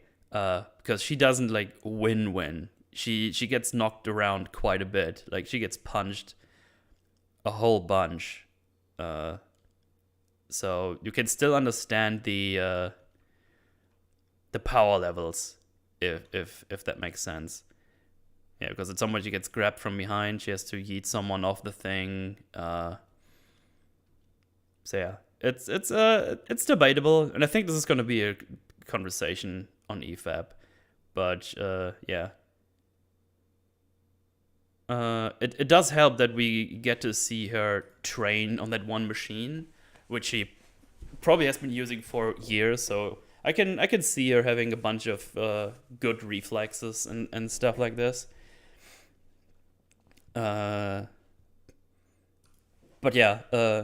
It's a good. I definitely don't think it's super bad, or bad at all. I think it's reasonable. I think it's pretty reasonable. So yeah, that's pretty cool. And I think, yeah, so these just look really good. This is just one example. And I think another example, without just repeating myself that it looks good, I think the best other example is how well they implement. Oh, why did I copy paste this? They implement the fighting stuff from the games pretty well. Let's see, season 1, 8. And we have 3149. Hang on a second. So yeah, because this is where she has the Atlas gauntlets. And she does like a bunch of moves from the game. And it's like, yeah, it looks cool as shit. I wish I could just show the whole fight scene to make my point, but you probably know what I mean if you've seen the show. She has the gauntlets, she fucks up these guys. And also Jace gets to use his hammer. Let me find a proper scene for that. Specifically the shooty scene. Because you can see what is happening. I think the biggest problem I have is actually with Jace doing so well in a fight. Because I don't really know why he's so good at fighting. I believe that he's strong because of his work. But I don't think Jace should have a chance here, to be honest. Because he's not, as far as we know, he's not a fighter at all. Yeah, just see here, we get like the shield from the game, for example. Jace being able to fight is harder to buy. Yeah, because we don't have anything on him for being a fighter. He's buff by enough, we chose he's a Bora. Exactly. And those shimmer soldiers, I call them, they're like fast. They're like really fast. And it's almost borderline that Vi is able to hold up with them because they're like insanely fast. But Vi is much more believable because she's been fighting, especially while she's in prison. She's probably been fighting this whole time, but Jace is like a scientist. He doesn't really fight. So I don't really know how he keeps up. If he would have just stayed back and shot them only with the hammer, would have probably been a better solution. But yeah, he's a buff boy, but he's not really a fighter. So yeah, oh whoops, I didn't mean to do that. And then we see, him do the shooty shoosts. There you go.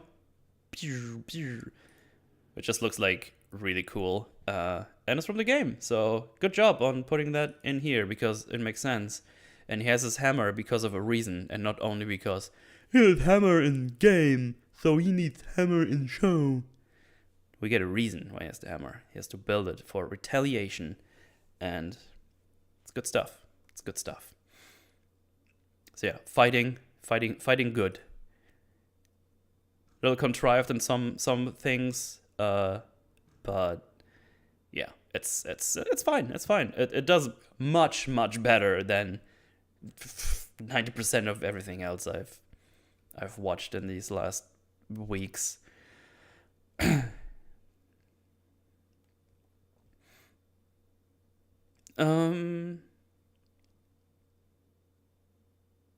The hammered game, hammered show. I is genius. I just rewatched like 3 days ago. Hextech weapons give you superpower buffs. Yeah, I get the power, but you don't get better reflexes. You just don't get better reflexes unless for some reason the Hextech does the reflexes for you. It just makes the things lighter, I think.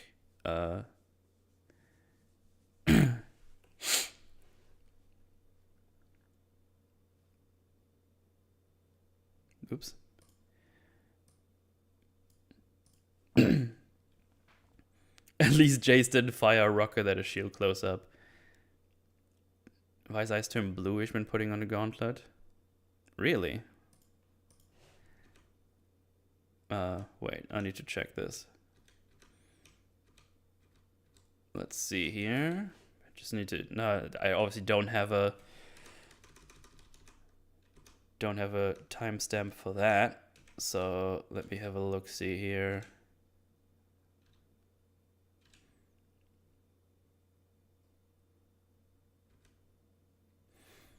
Hang on.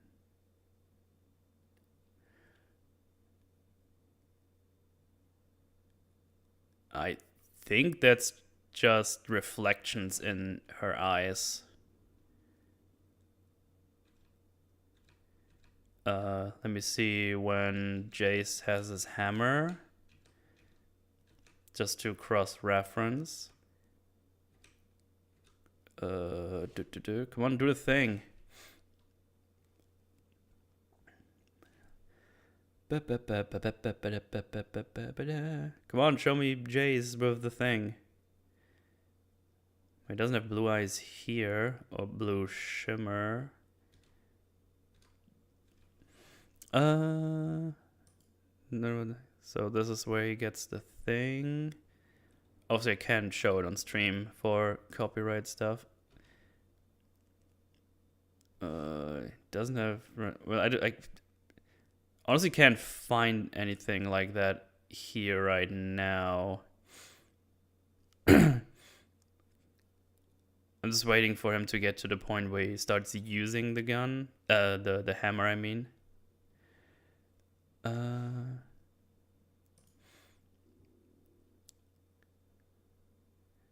No, that's Vi. Come on, show me the thing. They have normal eyes here. Come on, Jace, do something. Show me eyes.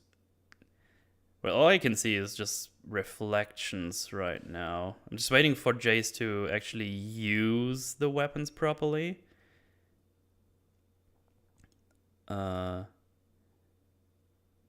Yeah, he just swings it around. Shimmer guy's almost dead zombies. Yeah, they're just in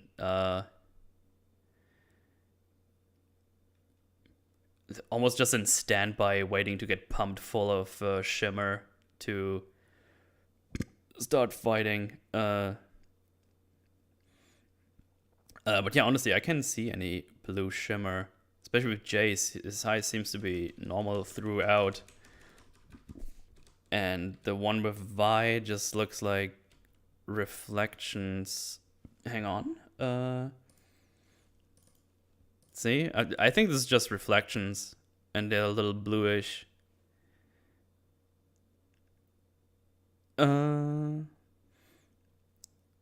Seems to be just reflection. I thought so as well. Later on, it's without any blue source. I mean, it looks a little bluish, but I don't think they're trying to imply they get special powers from this. I feel like they would put a bigger focus on that. I would say. I just think the Hextech gemstone makes these usable in your hands, but I don't think they do anything to your actual body.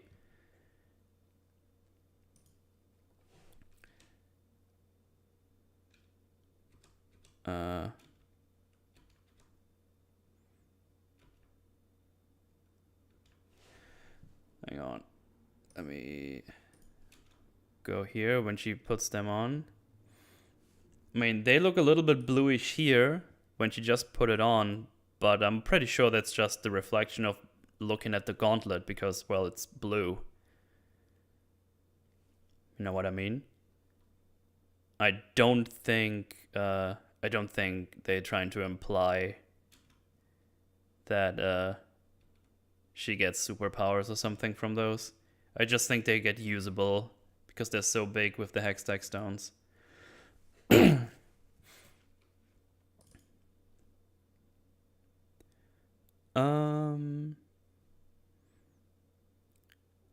Oh shit, where's my things? Scientifically, they would have to enhance your body, but I don't think that they would know that. Yeah. But yeah, I didn't even see the blue glow, so it was interesting to check it out for sure. Right.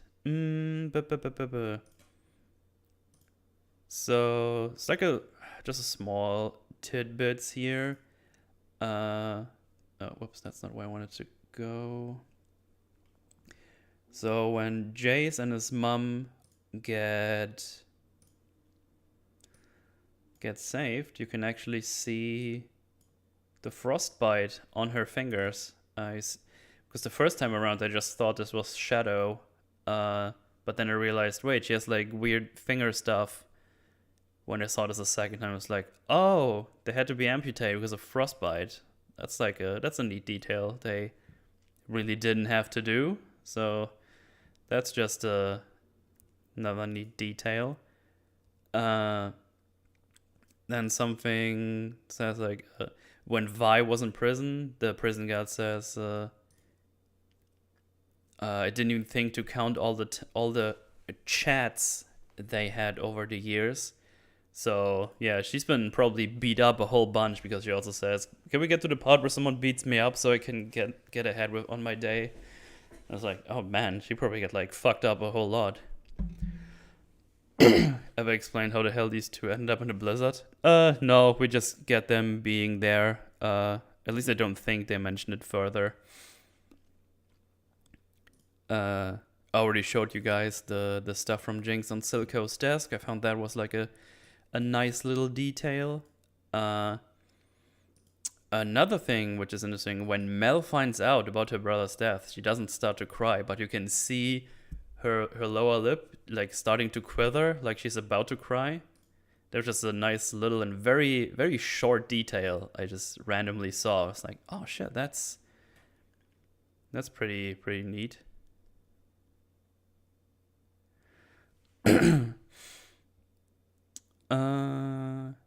And then I was the shimmer comes from some goopy and gross stuff. So hang on, I have a pic. I can just reuse that other picture. Oh damn! I closed the thing. I did a dumbus, guys. I did a dumbus. Guys, can you forgive me? I did a dumbus. Where's my folder? Oh no. Oh, there it is. Okay, we're good. We're good. Guys, we're good. Guys, we're fine. Don't worry. We're fine. There we go. We can do the thing. Right. So the goopy stuff, the shimmer stuff. So you see the thing above the tank. That's like a goopy thingy thing. So yeah. I don't hang out with Doombuses.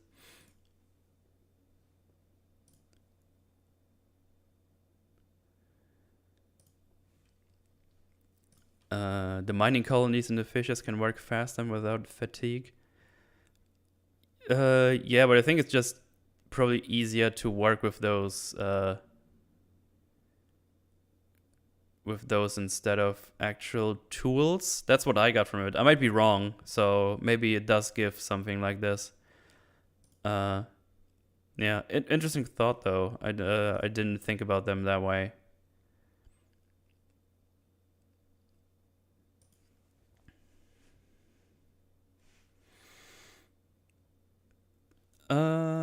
But yeah, the shimmer comes from like really weird goopy stuff. So yeah, that's just another small thing I saw in the show. So yeah, we're getting there. We're getting there, guys. We're doing it. I'm also really happy that my internet hasn't died during the stream because apparently there's an issue ongoing in my area at the moment, and I had already 2 disconnects today. So let's get this done without any troubles, shall we? Probably just jinxed it. Anyway, now's the question: how is it as a video game adaptation? And I say it is very good as a video game adaptation. And I'm pretty confident to say it's probably the best one out there. Because they took some of the characters from the game and don't just immediately go like, remember character from game? Remember Jace? the show does its own thing first. They get the characters, but they show them as children. It's like, oh wait, they don't even have the powers like they do now. This is insane. But yeah, we go on to establish the characters. We establish the relationships between them. Basically, the makers of the series prove that they can do their own stuff with the characters they got, and then put them in a scenario they came up with and mix them with other characters of their own. It's like, man, insanity. And then they develop them into the characters that you might or might not know in the game. Because you can just watch this without even knowing anything about League. Like, this stands on its own 2 feet. Because when you know the show, you go like, oh, that's neat. I remember this. And then you see something in the background. It's like, oh, look, it's Teemo in the book. That's cool.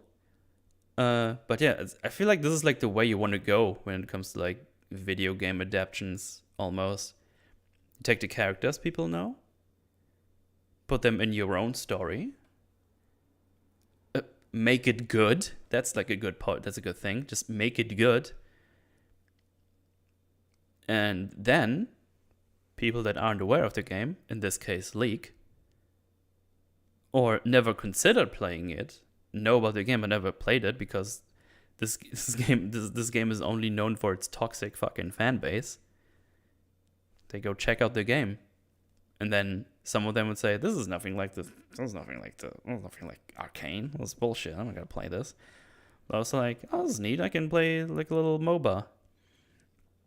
And yeah, creating a bunch of buzz for the game they got the characters of. Like, I went back and played some ARAMs. And probably will later this week. Just play some ARAMs with Mupli. Just having some fun old times, you know. But yeah, not just get your characters and do stupid dumb shit with it. They could have gone to the lore pages and just copied it out one for one. But then I don't think they did that. I don't think the lore would make such a coherent story. So yeah, it's very well made. And if you know the game, you get like a little extra. And you're like, oh, I remember this. This is neat. But also, they introduce new people to the League of Legends lore. You relapse into a League addiction. No, not really. I play like one or a couple of games here and there. It's definitely different from some lore we know. Yeah, well, there you go. Because like the League of Legends, as far as we know, doesn't even exist in Arcane. Like there's no summoners or some shit like this. Maybe they put them in later. I don't know. But the way we know it right now, it's just these different cities with different characters. So we probably get like different factions later in the second season, like the other ones. I forgot the name. You know what I'm talking about. But yeah, this is also just goes hand in hand with the fan servers. Fan service is great in this one.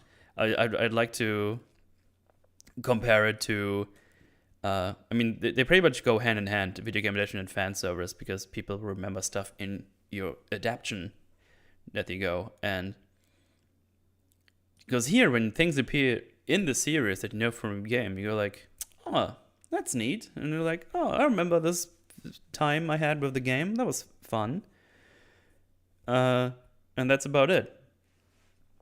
But yeah, the big difference in fan service in Arcane compared to, you know, Boba Fett or Mandalorian or pretty much 90% of the things that have fan service these days, it just doesn't exist to go like, I remember the thing. You remember this thing? I put the thing in my show. Did you clap now? You remember the thing? I do remember. Yeah, it's great. You like the thing? Yeah, it's okay, I guess. Oh, you want another thing? Like, no, can we do our story? No, put the other thing in the thing. It's man, going back to especially this week's episode of Boba Fett. which was episode 6. Yeah, episode 6. I think to make it... While I'm doing this, Boba Fett is still running. Like, while I'm recording this, Boba Fett show is still running. We have 1 episode left. We had 7 episodes of Boba Fett. We got 2 episodes in the show called The Book of Boba Fett. 1 episode does not have Boba Fett in it. The episode after that has a Boba Fett cameo. The fuck are we doing? But we're gonna put Ahsoka, Luke, R2-D2, Grogu, the Mandalorian, a Naboo starfighter, the fucking pod racer racing canyon, and everything you remember from back in the day, because we can't do our own fucking shit. We just all put that in there, and then you go like, yeah, Skywalker. What about the show we were trying to tell? We have the finale next week, and I still don't know what the fuck is even happening with Boba Fett. And then we get some weird fucker from the Clone Wars, I think. That's like some cowboy alien guy who apparently just walked across the desert to shoot someone in the city. It's insane. It's insane.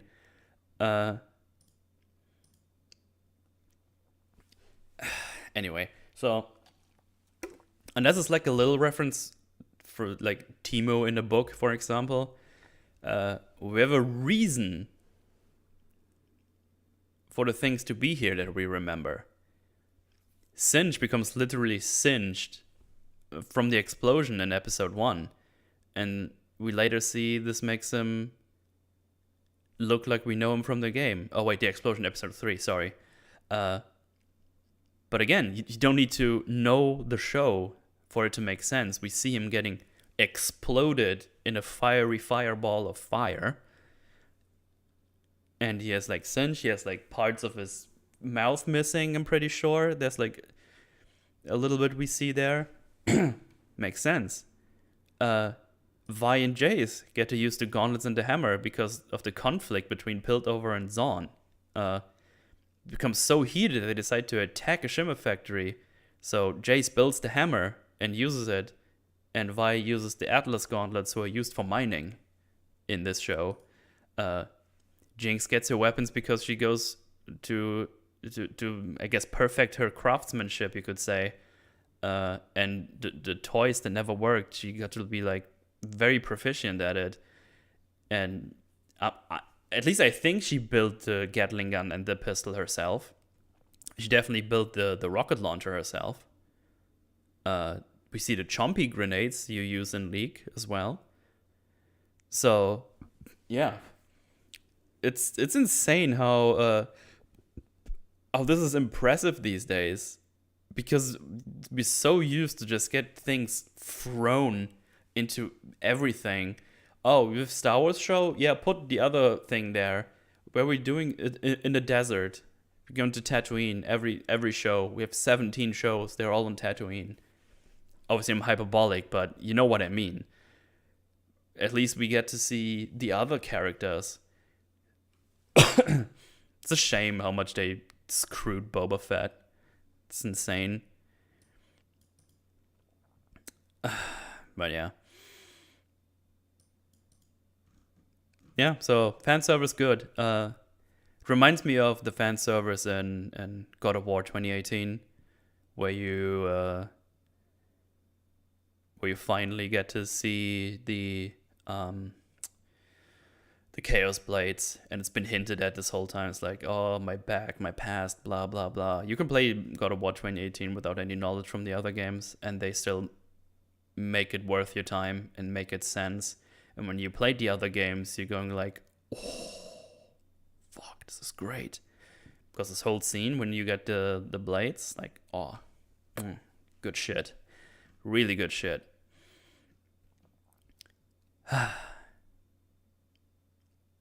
Yeah.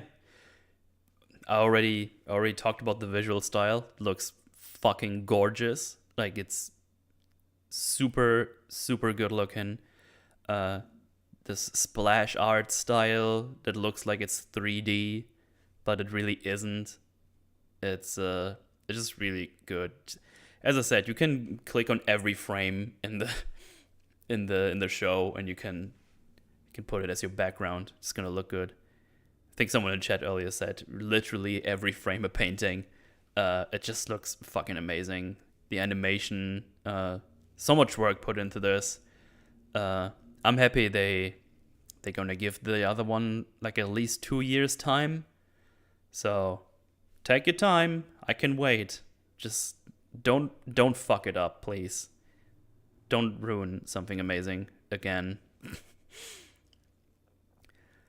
Another thing I really like is how they handle the two main plot strings. I think they just do a really good job cutting at the right places. We don't have like some weird cuttings where something's about to happen and then we go somewhere where we don't want to be. Again, Boba Fett is just a recent example. If you watch the EFAP minis, like, we all whine and moan about the flashbacks. And it's not only because they're bad, which they are, but they split up Boba's story.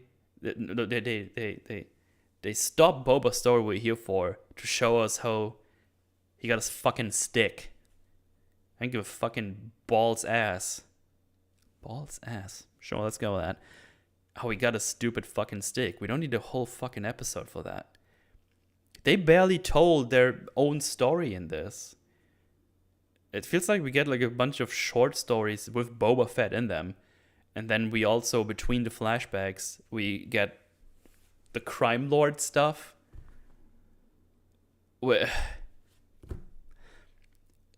Fett is such a weird fucking thing. It's just such a weird, bizarre mishmash of stuff. I feel so bad for Tamora Morrison, man. It's insane. Like, this is... I don't know what they're doing. I can't believe the finale is next week and we haven't done anything with the actual story for now. Yeah. And we don't get, like, fucking scene that don't care. In an Arcane, like, basically every scene has a purpose. Every scene, or almost every scene, leads to something that has repercussions for anything else. It's, it's... I don't know what else to say. It's just very frustrating watching media these days. And so many people cooming about it. Like it's the fucking best thing they've ever seen. And it's just really frustrating.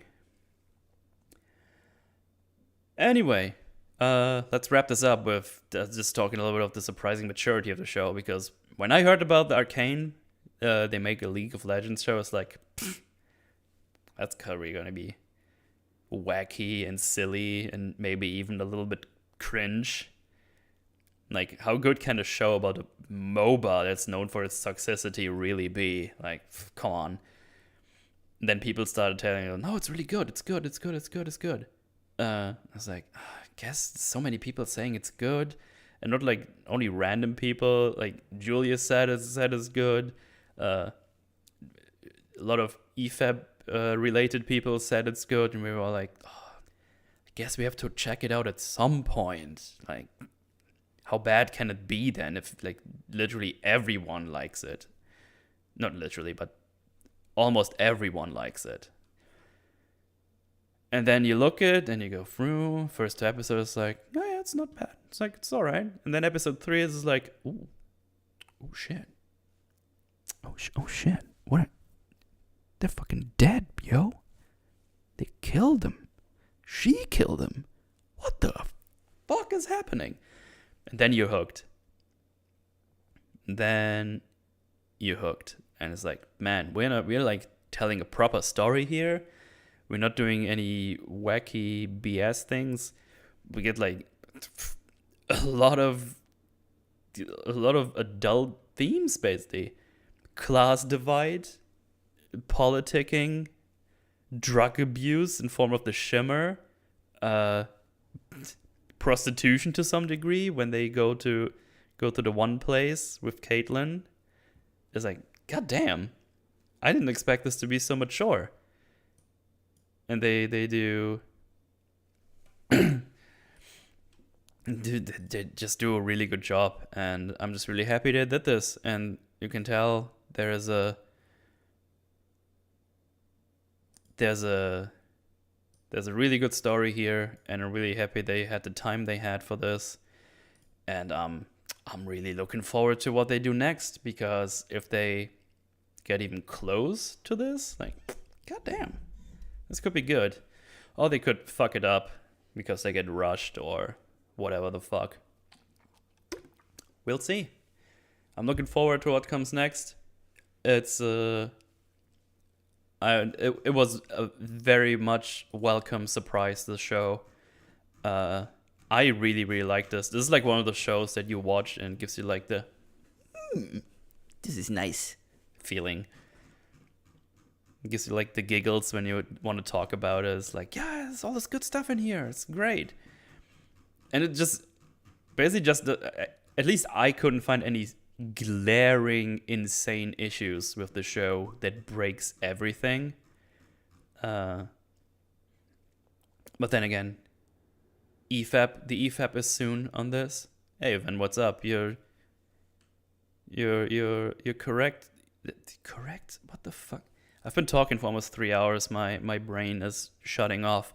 So yeah, there might be some issues that I haven't caught yet, even on a rewatch. But I don't think there's any world-breaking issues that I missed. I'm sure there's some contrivances, I think, you can talk about. A little bit of tisms. But yeah, overall, pretty darn good. Pretty darn good.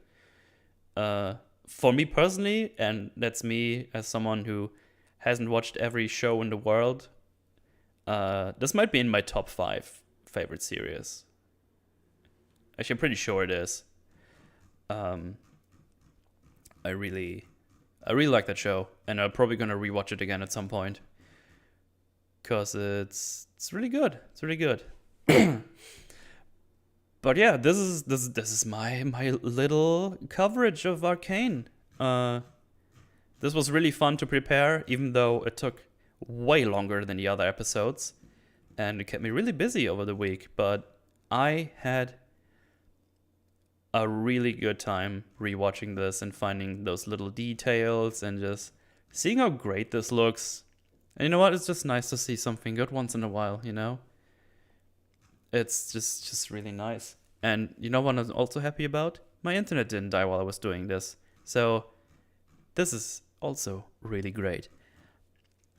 But yeah, full breakdown 2 days from now as of recording.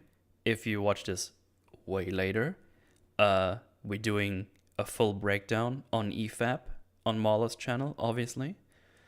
With a couple of people. I think we're like 7 or 8 people, I think. But yeah, you guys got any questions? Throw them at me before I leave you to live your life again. Well, while you thinking of some questions, tomorrow birthday stream, starting basically 24 hours from now, somewhere in that department.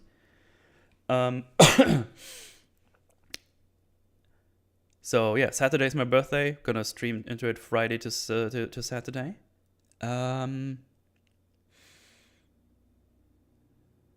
Saturday EFAP. So yeah, this is gonna be good times. Drank Smart 22. Yeah, pretty much somewhere around the time, somewhere between 9 and 10 p.m. my time.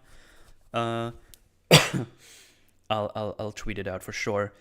Let's see what's next on the Forge. I don't know yet. I haven't thought about yet, but I'm gonna look at my listy boy, and we'll see where it is. I might do the episode with Weekend Warrior next. I have to talk to him and see how he's got time. So next Metal's Forge might be on Binding of Isaac, because we both like that game. So might be the first Metal's Forge on the game. So that could be fun. But that's definitely going to be this month, the Weekend Warrior one. So that should be pretty interesting. But yeah, fan service. The potion Vi got when she had Stabby. It was purple, replenishing mana and health. Ah, nice. How did you like Caitlyn selling her gun for Shimmer? I feel like she was quick to give it away. I think she just went for the first thing she knew was worth enough, I think. I don't think she would have traded that for the flashlight or something. I think she already cared about Vi at that point for a decent amount, so it's alright. I was surprised she gave away the gun immediately. But yeah. Interesting thought for sure. But yeah, 24-hour birthday stream? Heck yeah, let's go. I won't do that. You should cover the Transformers movie. They're hilariously awful. Oh yeah, I enjoyed the Transformers movie. That's silly as fuck. But that could be a funny thing. Your English is funny. Oh, we knew that already, Swellpool. Fortune Outer Wilds might be fun. Oh, yeah, it won't be spoilery. That's true. Would be interesting to how to go for it, because the game is very non-linear in how you approach it. Could be a challenge to set this up. But yeah, is Isaac gonna be my most watched game on Twitch again? No, I don't think I'm gonna be playing it. I think he had a video in mind, like a short documentary we want to talk about, and then I'll just make something up we talk about. So yeah, it should be fun. The question stays, what else would she able to give away? Yeah, we don't know what else she has with her. As far as I know, in her bag she only has the gun and then she has the flashlight, so I don't know. Be down to help you if I want to watch. Yeah, maybe. We'll see. I don't know if I want to cover it though. But it's an interesting thought. Could be fun to talk about for sure. But yeah. Thank you all so much for hanging out. This has been a lot of fun. I hope you enjoyed this little ride. This might be the longest Metals Forge as of now, because this was the series, so we needed some time to cover the bases, and then we talked about all this good stuff. So yeah, catch me live on Twitch. Links are below. Twitter links are below. Stream VODs, archive, all below. Let me know what you thought of this episode. I think personally, I think it went pretty well. And yeah. Thank you all so much. I'll see you around. See you tomorrow. Or whenever you watch this. See you whenever I see you. Okay, goodbye.